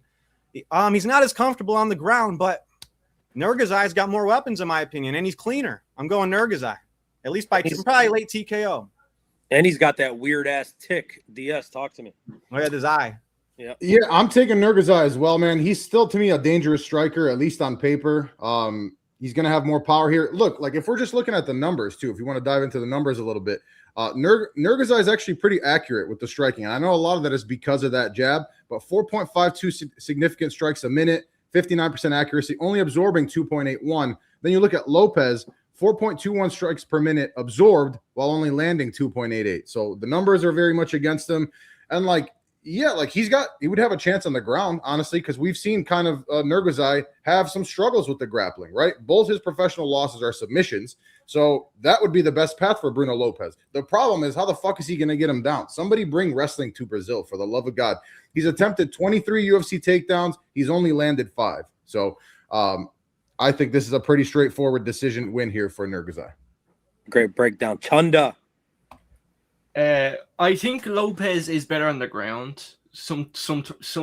Maybe, but it's just I think Nurgazai has polished that area of his game, and we need to talk about it. Like nobody fucking talks about that. Bruno Lopez is chinny. He's chinny. He's a chinny chinster. I'm gonna go with Nurgazai by first or second round knockout, or just knockout in general. I think he'll chin him eventually. I think this is the first time we came together as a collective and picked the same fucking person. So congratulations to us. I'm very proud of us. Bolt in the chat. These two absolutely suck. And that's what it boils down to. We're just trying to be a little friendly. I get a little bit annoyed sometimes. How are these light heavyweights and heavyweights on the roster? Are they like the absolute best we got? Austin Lane won a decision over Rebels Despain, for example. That's fucking crazy. That fight felt like lamb to slaughter. And it is what it is. DS, you specifically have been very loud and adamant over the fucking years of how shit the heavyweight division is and these higher divisions in general. Just, you want to give us like a quick thought on what the fuck that's about? I mean, I think really what it's about is that, well, first of all, it's harder to be athletic, right? And harder to stay in shape when you're just a big ass dude. Number one. Number two, if you're 6'5" and 270 fucking pounds and you're athletic as fuck and you're jacked and you're shredded, you know what you are? You're a defensive end, right? You're a fucking power forward. You're not going and making $20,000, somebody found you somewhere along the way, right? Like, even if you're not that skilled, talented, whatever, you're big as fuck, you're strong, you're naturally athletic. Some fucking coach is finding you somewhere. You're getting thrown into something else, right? So I just think the top athletes in the world who are larger people are just simply not participating in this that much, And I mean, it's just easy to be a fat piece of shit when you're 270, 300 pounds, whatever the fuck it is. So I don't know, man. Even with all that being said, it's still weird to me that, we don't need 90 fucking, elite heavyweight guys, but like, bro, this is the UFC. Don't even get me started on the heavyweight division and like these lower promotions. So I don't know, man. It's fucked up. It's unfortunate. I remember a time when heavyweight was, and I think it makes sense, when heavyweight was like one of the glamour divisions. But doesn't it make sense that as the skill level has continued to progress and evolve in the UFC, and it's not just brawlers and sluggers like it was early on, doesn't it make sense that that's when the heavyweight division peaked, right? Yeah. Because it's still fun, right? Like, you can see some big ass dude just land something massive. Nowadays, guys are just a lot more apprehensive. There's a lot more at stake too, right? Like, if they want to stack some wins, right, it looks really fucking bad if you get absolutely knocked the fuck out. So I think a lot of those things just kind of play into it together. Yeah, I love it. MMA Now in the chat. Shout out MMA Now. Everyone go check them out if you haven't. By the way, we are 2 subs away from 2,200. There's about 30 of us in chat. If 2 of y'all haven't pressed the button, can you please do that so we feel like we fucking accomplished something today? Get us to 2,200 and then go check out Mitch and check out I Might Be Wrong's channel as well. But if y'all could get us there, that would mean a lot. Bolt in the chat. A good regional heavyweight they should sign is Pavel Dalitko. He's the Brave heavyweight champion. Any of y'all seen this guy? I know you watch a lot of Brave, Chunda. No, I don't know this guy. Okay, fair enough. Fair enough. Mitch, ever heard of him? Same here. I'll check him out though. Yeah, He's the I'm real down. deal. Let's see. One heavyweight I like. Yeah. He's PFL. Puya Rahmani. Okay. He's probably on the juice, but fucking hell, I think he's good. There we go. There we go. Love it. This stream continuing during the fights? No. So this is just the pre-show. I don't know what these guys got going on if they're doing a watch-along, but are you guys doing a watch-along? Any of you? Nah, it's too late. This is it. I'm just doing this one this time, but I usually do the watch-alongs. Yeah. I'll keep you posted. There it is. Check Mitch out. He's not doing it today, but if you guys want someone today, I don't know if Bromo's doing it. I know Yama for sure is doing it. So go check him out. Yama MMA, great channel. Always down to shout him out. Pavel trains with Aspinall and those guys. Okay, so he's part of that fucking team. There we go. Probably a killer then. Speaking of big boys, I like this. Now we're getting to some like real fucking interesting shit. We've got Concrete, which is a great nickname for Steven Asplund, Titty Boy, and he's taking on Guilherme Pat, who I have never been high on. I don't like Guilherme Pat. I picked him to lose in his debut. I feel like I was an outsider in doing that, and I was right, goddammit. He is jacked for the division. Great movement, clean technique. He's very patient, but at times he's very, very low output. He's very hesitant, and I don't fucking love that. He is very athletic, very explosive, but when it comes to Steven Asplund, this is like the prototypical guy where you look at him and you're like, that guy's a fat piece of shit. That guy can't do anything. He's got unbelievable fucking cardio. Unbelievable fucking cardio. He's always moving forward, always pressuring. He doesn't have one-shot power, but he throws a fuck ton of volume, and it quickly accumulates. The damage, like, it seems like he does have like a weird Justin Gaethje kind of power almost, right? If he can avoid the big shots from Guilherme Pat, specifically early on in this fight, I think Steven Asplund will win it. It's going to be difficult and scary at the beginning, though, because Asplund is never a guy to back up. He's going to push forward straight into the danger of Guilherme Pat. We'll see how it goes. I'm going Asplund by KO. I think it'll be just like a volume sort of thing. Eventually hurts Guilherme Pat either to the body or to the head, drops him against the cage, finishes it off with some, like standing ground and pound kind of thing. Give me Titty Boy, Concrete, Steven Asplund. Look at the big boy down there. I love that. Mitch, go for it. Yeah, I think we're gonna pick the same pick back to back, guys. I mean, when I don't know his first name, Guilherme Pat, they call him Kong. You would expect a lot more out of him looking at the guy. You know, he's not a fat blob. He's tall as hell. You would think he's got it, but I don't know. He's kind of fights. He's got some good kicks. He weights way too much, and he's not stringing the combos together like an Asplund. Asplund got a lot more volume. Even though this guy's just a powerhouse and he's ginormous, he gets held against the cage easily from what I saw. He got dropped by Peterson late in the round 3. I mean, Asplund, he throws flurries. I know he lost his last fight against Vitor Petrino, but I mean, that guy looks like he's on sauce. Probably not. I'm not making any accusations, but he's got so much volume for a heavyweight. I'll make the accusation. Yeah, he got dropped by Petrino, but he's so durable. He got back up even while he was busted up. He even had his back taken, survived from that, got back up. He's durable as hell. He might not take leg kicks well. It shows. He doesn't really check them well. Kind of fights like a big heavyweight Diaz brother. He always starts with that jab. He's got a real decent jab. And I think his willingness to trade all day, all night with those flurries is going to get him the win. I got him by KO, round 2. I love the fucking Diaz, heavyweight Diaz brother. I love that. Speaking of Diaz, go for it. Look, yeah, I'm going with Asplund as well, man. Yeah, I think he's gonna really like that pressure is gonna be kind of what wins him the fight here. I love that he's willing to eat one to land one. I think that's gonna be the case here. Guilherme Pat is on paper the more technical fighter, right? Like, let's be real, he probably is the more technical fighter, but he's gonna need to survive that early storm. But then, like you said, man, the cardio of Asplund is really good, especially for the size that he is. Heavyweights are always volatile. I mean, we were just talking about that, but I like Asplin's pressure here. And also, dude, Gamrot Pat fought a guy that was like making his debut like 3 fights ago. Okay. I know neither of these guys have like a ton of fights on their resume, but bro, that resume is padded as short as it is, right? I also have him by second round knockout, TKO. Chunda, before you go, put that picture up for me and just keep it on while we do this breakdown, please. O'Malley at heavyweight? That's crazy. There it is. Give us your thoughts. All right. With this beautiful picture presenting me, I'm going to go Stephen Asplund after Gamrot Pat looks good in the first round. I think Gamrot Pat has the tools to be a good fighter. He's very explosive. The kicks look great. But the problem is his cardio is kind of a weakness, and also he is very chinny. So I'm going to go Stephen Asplund by second or third round knockout. I just feel like he can get it done. It could be first round as well, because I just really think Gamrot Pat is that chinny.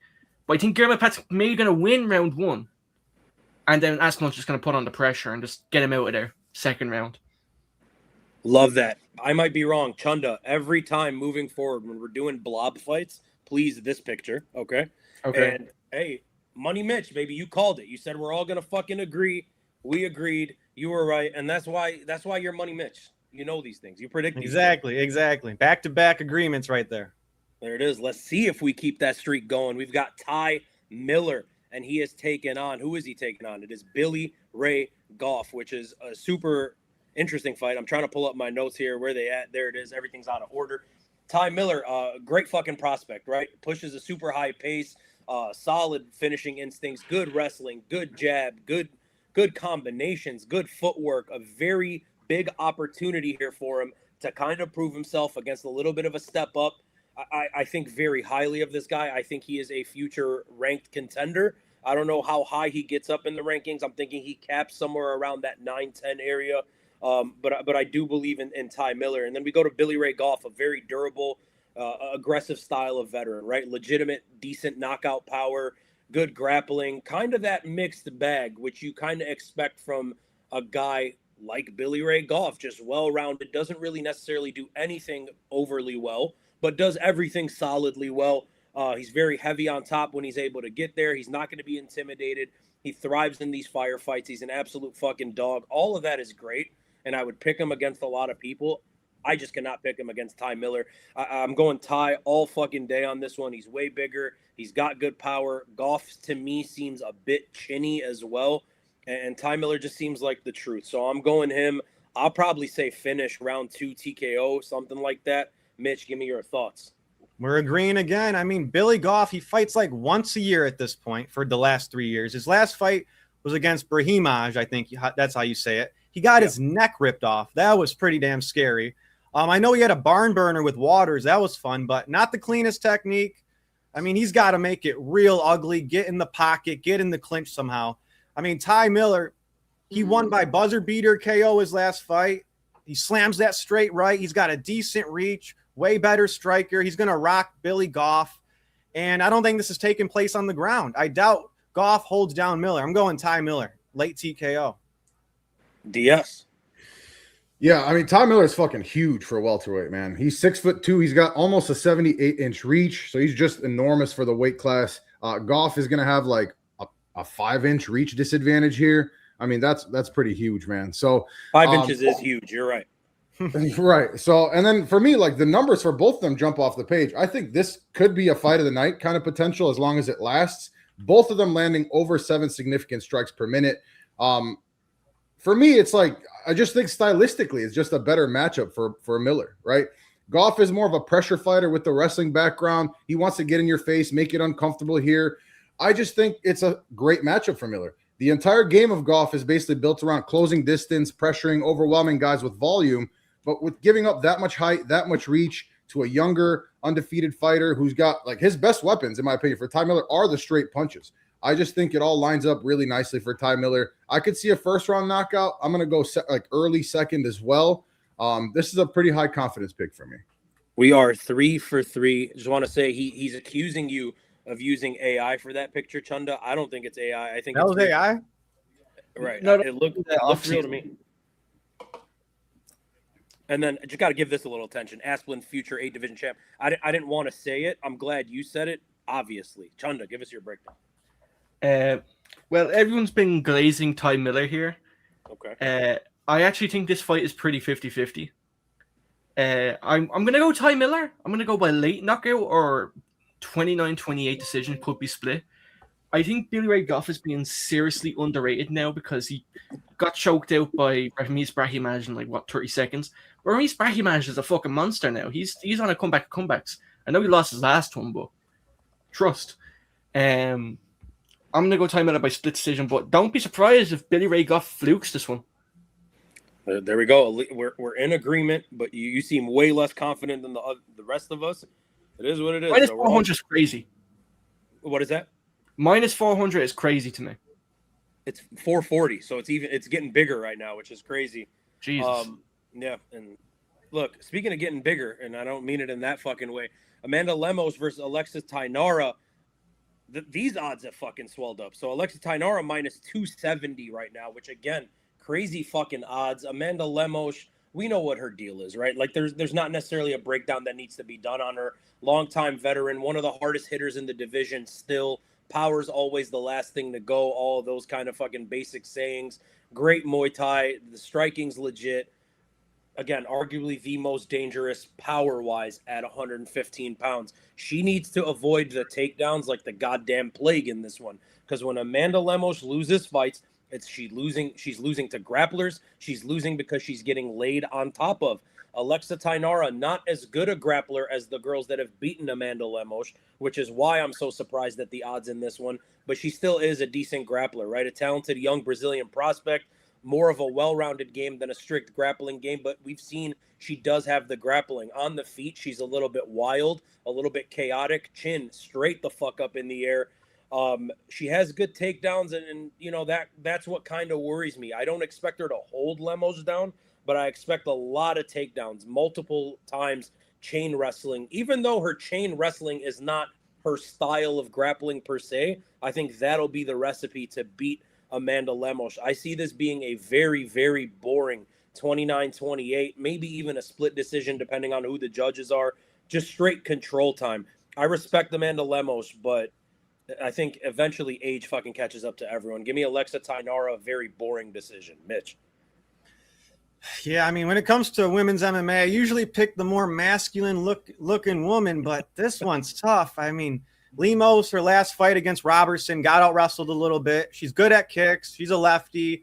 She lands lots of elbows while defending takedowns, which is pretty impressive. She attacks submissions, doesn't always get them, but at least she attacks.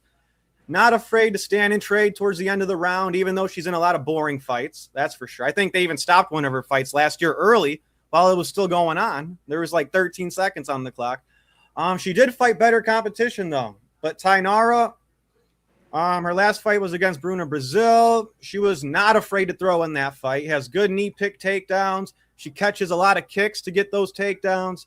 She's really good at pushing people against the fence. She's on the better win streak. I wouldn't bet on this one, but I'm going to go with Tainara. Yes. Fuck, man. I don't know, dude. The odds are really doing something for me here. So, I mean, it's still Amanda Lemos. She's still we always talk about the power is the last to go, right? And she still hits like a fucking man for the division. So,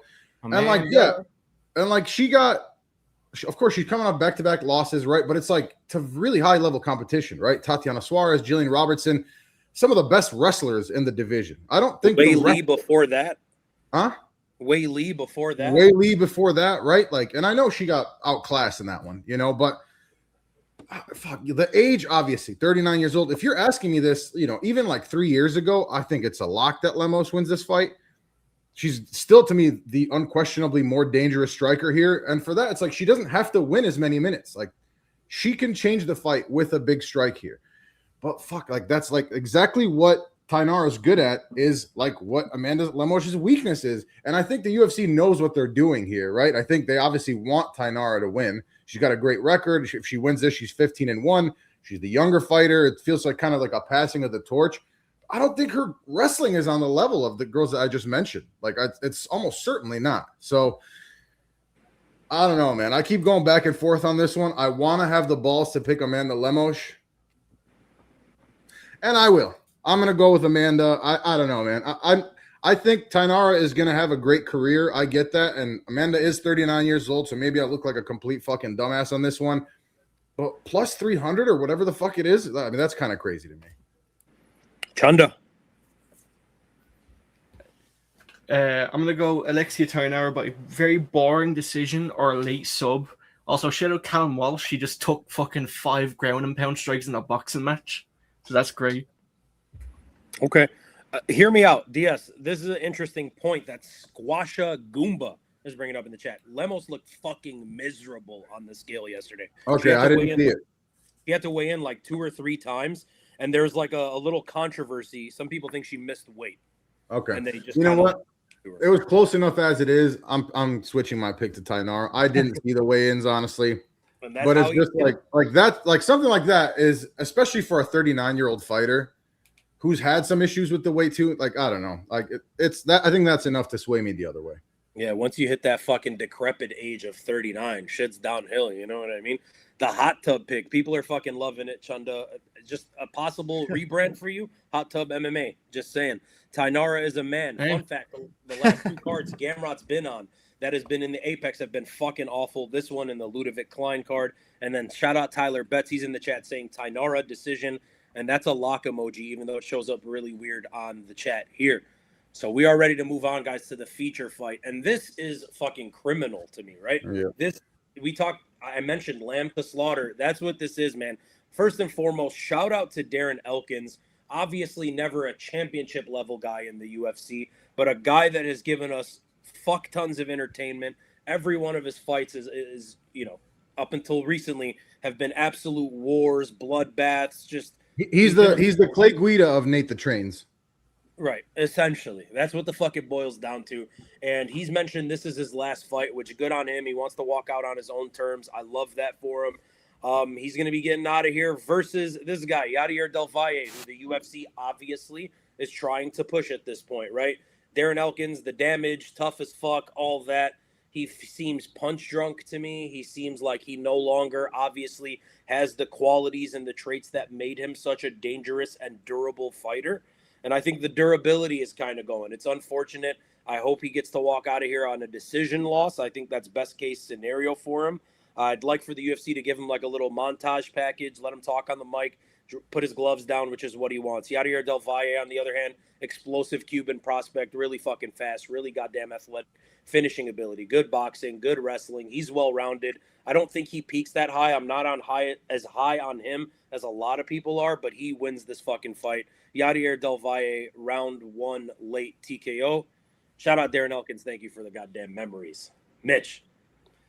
Yeah, I mean, Del Valle, it's kind of embarrassing. I'm pretty sure he lost his last fight to Jordan Leavitt, and that was the softest looking fight I've ever seen in my life. They were just slapping each other, tickling each other, poking each other. He got repeatedly taken down, got reversed multiple times, had top position the whole round 3, did absolutely 0 damage. Weak looking punches. He won a fixed fight against Isaac Dalgarian, but all that being said, I don't think the FBI is going to have to investigate this one. I don't think you're going to have to rig this one because poor Darren Elkins, man, he got KO'd so badly against Julian Erosa last fight. He's going to get bloody, and I think Del Valle is going to have the opportunity to choke him out, but he's not going to need to. He's just going to go for the ground and pound highlight because it's going to be right there. Why not get a TKO on your resume? This is going to be tough to watch. I'm going Del Valle. TKO whenever he wants, before 2.5 rounds. Tino. Yeah, I hate the fucking matchmaking. I really do, man. Like, Del Valle is still pretty damn dangerous. He's undefeated in the UFC, one of the more intriguing prospects. But like you said, I'm not terribly high on him myself. He's an explosive southpaw. He's got really fast hands, good sharp counters. The takedown defense hasn't looked great, but I've seen some improvements there too. I just hate the matchmaking. Like, why, this is a chance, like, give Darren Elkins another fucking wet veteran on his way out and let them slug it out kind of thing. But it's like the things that made Darren Elkins who he is and what he's made a career out of is the durability and the pace. And now at 41, like, the durability and the pace are out the fucking window. Coming off a bad knockout too. I think he'll survive the first round, but I think he gets finished and knocked out in the second round. And, it's just an unfortunate matchmaking, honestly. Chanda.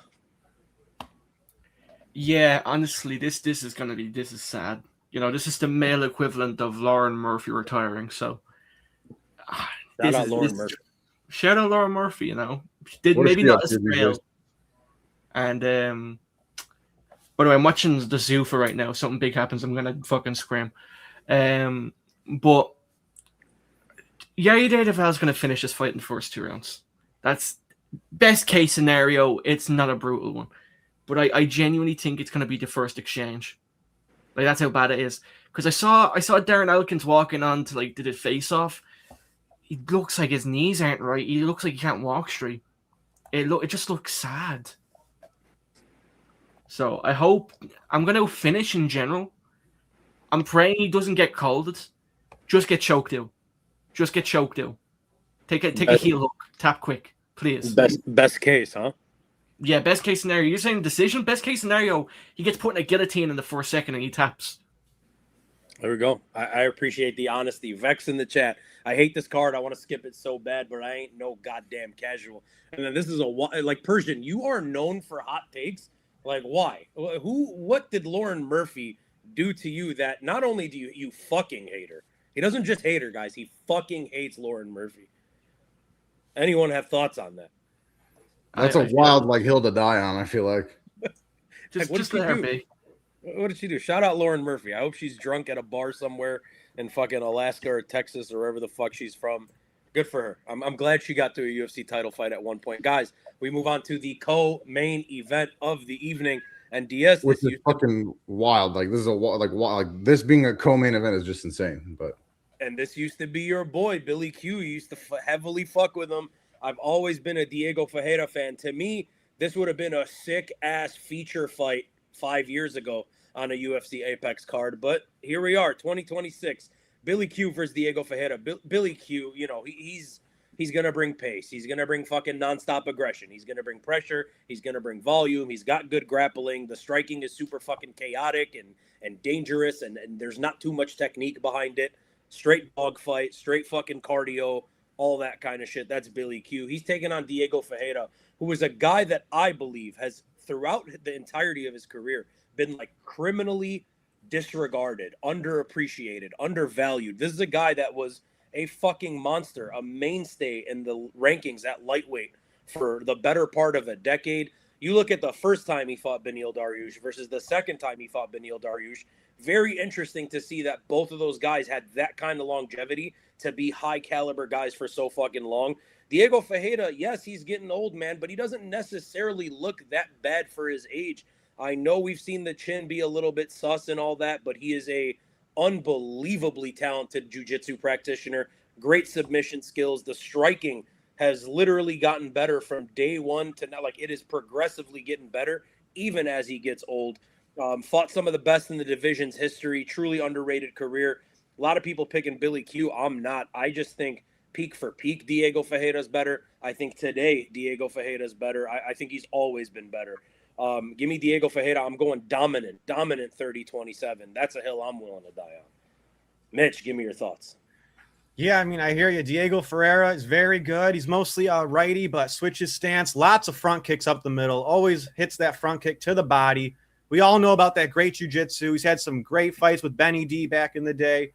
Usually durable. I mean, I know he got KO'd by Hernandez his last fight, but he's usually durable. Always moves forward. Now, Billy Q, last fight, shout out to Cub Swanson. He pieced him up. That walk-off KO was sick as they come. Now, that's how you retire right there. He's durable. He's a tall-ass featherweight. I think he's the slower fighter, and that's why he loses to the older vets, the older fighters. And 2 fights ago, got submitted by Zalal. So, you know who's also an older fighter that likes to KO people and has good jiu-jitsu? That's Diego Ferreira. I'm going with Ferreira. Decision or late TKO? Like it. DS. Fuck, man. This is a tough one for me, right? Like, similar records, very different fight styles. You know, Billy Q is, I mean, we're talking about Ferreira's 41 years old. Billy Q's like not that much younger either at this point. Also, Billy Q coming off a really long layoff at this point. He had a bad knee injury. It's been like 19 months, I want to say. So he should be mostly recovered. But again, it's not like he's super young, and he's coming off a really bad injury. He is, however, moving up to lightweight, right? Like he was killing himself to make 145.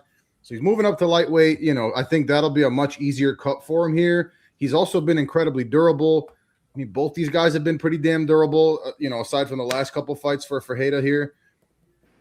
I don't know, man. Obviously, if it goes to the ground, there's a pretty obvious advantage for Diego Ferreira. And also, I think pure power, he has the advantage. Is he going to be able to withstand the pace of Billy Q? That's really the question for me here. I think ultimately, man, I'm going to go with Ferreira myself, but I want to pick Billy Q. I just can't do it. I'm going to go by decision. Chunda. I'm going to go with Billy Q by a late finish or a 29-28 decision. The reason that I think this is going to be the co-main, I think Diego Ferreira is going to retire. And I feel like this is going to be like the send-off because remember they done it with Eric Anders and Brad Tavares? They made that a co-main for no reason. Yeah. So I think this is why this is the co-main over other fights. So I think this is a send-off for one of these two guys. Fair enough. So we actually did. I thought we were all going to agree one more time on this one, but you're taking Billy Q. Shout out Billy Q. He's a dog, man. Like, let's not get it twisted. I've always thought very highly of Diego Ferreira. Maybe I have like a little soft spot in my heart for him. Vex in the chat. Persian hates everyone that's not Muslim. Her and Aspen Ladd, the two most shittiest women in the UFC. Don't forget Molly McCann. Shout out Meatball Molly. Nice lady. Pat getting knocked out. I don't see it. For each one of you guys, what's going to be the best fight on this card this evening and who gets the big bonuses? We'll get into that in 1 second. Let's finish this card up. We got one more fight, and then we'll get into that. I just realized Michael Johnson, 24-20. Holy ass. The knockout of Diego Ferreira, where he had Michael Johnson snoring, was fucking crazy. Seth says a 4-leg parlay. Salkilld, Ty Miller, Tainara, Nurgazai. I believe we all agreed on Nurgazai, Tainara, and Ty Miller, right? Yeah, we did. Yep. And we're about to get into the main event. So 1 second, we'll find out. RIP Billy Q, Salkilld, and Nurg are iffy, Seth. All right. So let's get into that main event. Mateusz Gamrot versus Quillan Salkilld. And this is an interesting fight, man. I don't want to give this card as much shit as a lot of people are. I think this is a good fight. It makes a lot of sense for Quillan Salkilld to be taking on, you know, this big opportunity to crack into the top of the fucking rankings or whatever against a veteran that's been in the top 5, top 6 for a long time. A top lightweight with relentless chain wrestling, Mateusz Gamrot, sort of the Marab-ish of the division, right? Non-stop wrestling. He's going to go for it. He's going to chain shit together. He's going to shoot. If he doesn't get it, he's going to reshoot. He wears his opponents down, man. Just straight cardio, straight pace, relentless fucking pressure from this guy. On the feet, Mateusz Gamrot is susceptible to being cracked. We see him get wobbled. We see him get dropped all the time. But he doesn't get fucking knocked out ever. It seems like he gets dropped in every fight, never gets knocked out. Quillan Salkilld hits fucking hard, man. An exciting rising prospect. Sort of become the sweetheart of the online MMA scene. Everyone loves Quillan Salkilld. That head kick knockout, fucking disgusting against Afghan Gastelum. Look, man, he is dangerous. There are holes in his game as well. We saw him taking on Beneil Dariush last time out. Beneil Dariush is... I love Benny. He's done at this point. It is not the same Beneil Dariush as even 2 years ago. And for what it's worth, Beneil had some success with the grappling against Quillan Salkilld. 2 fucking takedowns in that fight in the first 2 or 3 minutes before he ended up getting knocked out. To me, this comes down to a lot of people are picking Gamrot, and I just can't do it, man. I think Quillan Salkilld hits too hard. Gamrot's a little too fucking chinny for my liking. And I think this will actually be the time where we finally do see Mateusz Gamrot get knocked out. Not the biggest fan of Salkilld. I'm going Salkilld round 2 KO. I'll be rooting for Gamrot. Mitch, give me your thoughts. Yeah, it's easy to break down Mateusz Gamrot or Mateusz Gamrot. I mean, good pace. He's the better wrestler. He's always spamming takedowns. Crazy cardio. He loves that jab entry into the single leg. He just does it every time. So he's just got that pace almost. But Salkilld, good striker. I mean, he's finishing, 3 out of his last 4 opponents. He even got a sub in there as well. Might be a hot take, but I think Quillan's more well-rounded. I just think he's showing more improvements in the grappling lately. Let's not forget Mateusz Gamrot. He lost to someone who's from Quillan Salkild's part of the world, and Dan Hooker. I mean, you could debate who won that fight. It was close, but still, I think Salkilld does more damage throughout the 5 rounds. I mean, the guys Gamrot beat recently aren't finishers. They're just not. Ribovich, Klein, Salkilld is a finisher. And when Gamrot did fight a finisher, I'm not comparing Charlie Olives to Salkilld, but he got finished kind of without resistance. And listen, I know Salkilld beat an older Dariush, like you said, but everyone who beats Dariush, even in this day and age, they win their next fight. They look super impressive their next fight. Armin, Charles. I mean, if you knock out Dariush, even BSD, he whooped Dan Hooker after he so if you beat Dariush, you usually look good your next fight. So I'm picking Gamrot. I mean, I'm picking Gamrot late TKO. I'm going a little later. I think this could make it to 4 or 5. Did I say Gamrot? I'm going Quillan Salkilld 4 or 5 TKO. There we go. I thought that's what you were saying. I was like, did I miss something? DS. Man, bro, there's another one. I keep going back and forth, right? You guys pretty much covered who they are, right? I do think that Salkilld is a little bit overrated. I really do. I think we kind of have like we're romanticizing it, right? A little bit because of the knockouts recently, and he's looked really good. But I mean, I don't know, dude. Gamrot, like, I'm not saying that the grappling of Salkilld is bad or anything like that. It's just the fucking absolutely relentless pressure of Gamrot, right? Like I could see this where like it's just for us boring overall, and he just consistently takes Salkilld down and is just wearing him out, right? Like just making him work for 5 rounds and just kind of winning a pretty boring decision. I'm still going to pick Quillan Salkilld. I think in the breakdown originally I did pick Gamrot, but I don't know, man. Like he does get dropped every fucking fight. He gets dropped or rocked every single fight. So, and like I think like we're underrating the ground game of Salkilld and overrating some of the striking and the power, if that makes sense. So ultimately, I'm curious to see where Salkilld ends. To me, this is pretty much a pick 'em. Truthfully, right now I am going to go with Quillan Salkilld though. Chunda. I'm going to go Quillan Salkilld, and I do kind of agree that like Salkild's kind of being overrated at the moment. I think there's probably one more winnable fight for him up the division, but after this fight, it's very possible he gets a matchup I'm going to pick against him in. But I'm going to go him by knockout in the first 2 rounds, and I wouldn't be surprised if he tries a sub. So finish first 2 rounds for Quillan Salkilld. There we go. So we're all in agreement. So that little 4-leg parlay you were talking about. I might flip. I might flip though. I'm not gonna lie. I'll see. If it goes past round 3, Gamrot's going to finish him. Oh, that's what I want to say. This is absolutely a live betting opportunity.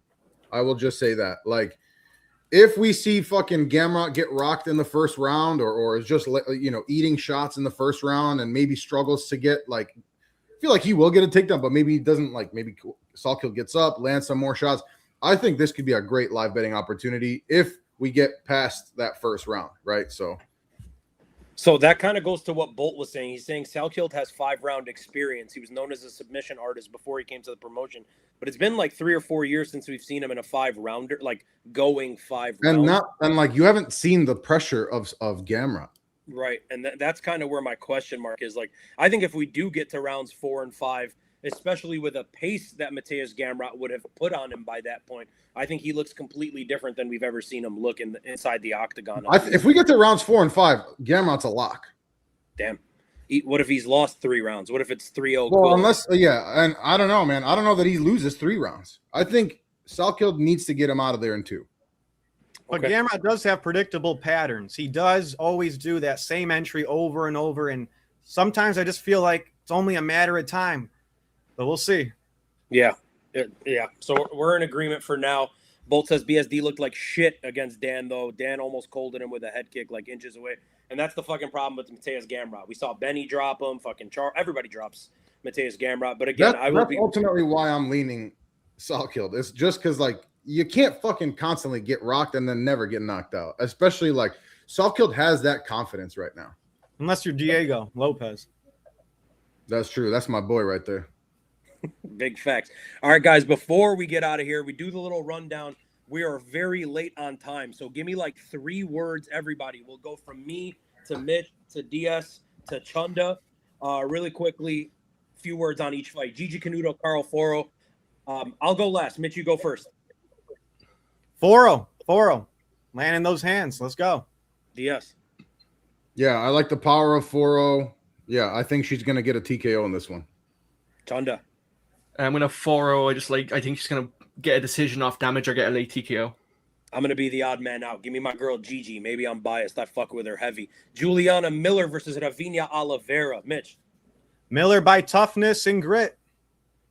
Dino. I mean, Miller, I guess Miller, right? The 4-4 fucking Juliana Miller because of the wrestling, right? Like, the other girl's just way too sloppy. She's just way too fucking sloppy. She throws with power, but she just like sloppily leaves herself open. Juliana Miller is going to be able to take her down. Chanda. Juliana Miller by showing she has that dog in her. I'm going her by decision. Okay, I'm going to be, again, the odd man out. I'm going Ravinia Oliveira. Really quickly, though, for the official 10-7 picks, we're going with you, DS. We're going to go with the favorites. Let's go with 4-0 and Oliveira for the official picks. Miles Johnson. I don't know, man. You've been hotter lately. I feel like we should go with your picks, but we can talk about it. Always hotter, my boy. Come on now. Mitch, give me your thoughts. Miles Johnson. Vasquez on short notice, being a little more crafty, a little more tricks up his sleeve. Yes. Miles Johns by boring ass decision, but I mean, this is not a high confidence pick for me. I absolutely could see Vasquez chinning him. I just think Miles Johns is really good at maintaining that range. Chanda. I'm gonna go Jenny Vasquez by he has that fucking dog in him again. Miles Johns, boring ass decision for me. Manuel Souza, Richie Miranda. Mitch. Souza's too explosive. He's gonna put those paws on him and rock him. I'm going Souza with the striking. DS. Pretty much exactly the same. Yeah, I'm going to go second round TKO for Souza. I really respect the power. Chanda. Sosa by making Pelagioki look like a god. Yeah, again, odd man out. That's fucking wild. Richie Miranda for me, I like his experience, is all of that. I think the grappling needs to play a fucking factor. Jose Montana, Louis Sutherland, Mitch. This fight somehow goes to the ground, and that's Montana's world more than Sutherland. So Montana. Dino. I mean, yeah, when you're in heavyweight, right? Like any bit of skill is gonna, especially on the ground, is gonna really stand out. To me, Jose Montana's too dangerous on the ground. Louis Sutherland's probably gonna want to take it to the ground, and I don't know if that's gonna be smart. So I'm gonna take Montana by submission. Chanda, we got 2 minutes. Let's fly. Louis Sutherland, bare hands. I'm going Montana, Louis Sutherland's ass. They're both ass. DR Nurgazai, Bruno Lopez, Mitch. Nurgazai's going to win, being more technical, less sloppy. He's going to be way more clean. Nurgazai. Dino. Nurgazai by decision. Chanda. Nurgazai by fluke knockout, second or third. There we go. Diego Nurgazai, all fucking day. This one, all fucking day. Ty Miller, Billy Ray Goff, Mitch. Asplund puts his lights out. Big boy's going to fall, and the cage is going to shake. Oh, I'm sorry. I pressed the wrong thing. You're right. You're right. DS. Asplund, Guillermo Pot. Asplund by second round knockout, lock of the card. Chanda. Asplund, knockout in general, lock of the card. Asplund, fucking knockout. I wouldn't say lock of the card, but I'm with you guys. Ty Miller, Billy Ray Goff, Mitch. Ty Miller's going to look like a killer. Could be fight of the night. I'm going Ty Miller as well. Just way too fucking big, and I love to see when somebody can pack a lot of power in their straight punches. So Ty Miller by knockout. I'm gonna go Ty Miller by. I think it's closer than people think, but I'm going Ty Miller. Ty Miller all fucking day. This is my lock of the card. Amanda Lemos, Alexa Tainara. Tainara just by having better momentum in her last few fights. Tainara. So damn close for me, honestly. But the appearance of Lemos on the scale just is gonna swing me to Tainara. I'm gonna go Tainara by Sober pointing out. Cheeks clapping. She's gonna be tapping, bro. Cheeks clapping, tapping. I'm going Alexa Tainara. Very, very, very boring decision. The damage, Darren Elkins, Yadier Del Valle. Del Valle, and arrest the matchmakers for this. Yeah, Del Valle by knockout, unfortunately. Del Valle by brutal knockout first 2 rounds. Same. I don't need to add on to it. Billy Q, Diego Ferreira. Diego Ferreira. This one should be fun. Ferreira by being more busy. Late round TKO. Fight of the night potential here. I like both these guys. I'm very close, but I'm picking Diego Ferreira right now. I'm picking Billy Q by making it a war and just either getting a late knockout or 29-28. I'm picking Diego Ferreira. I think criminally underrated throughout his career. That's my fucking boy. Main event of the evening, Mateusz Gamrot, Quillan Salkilld. Mitch.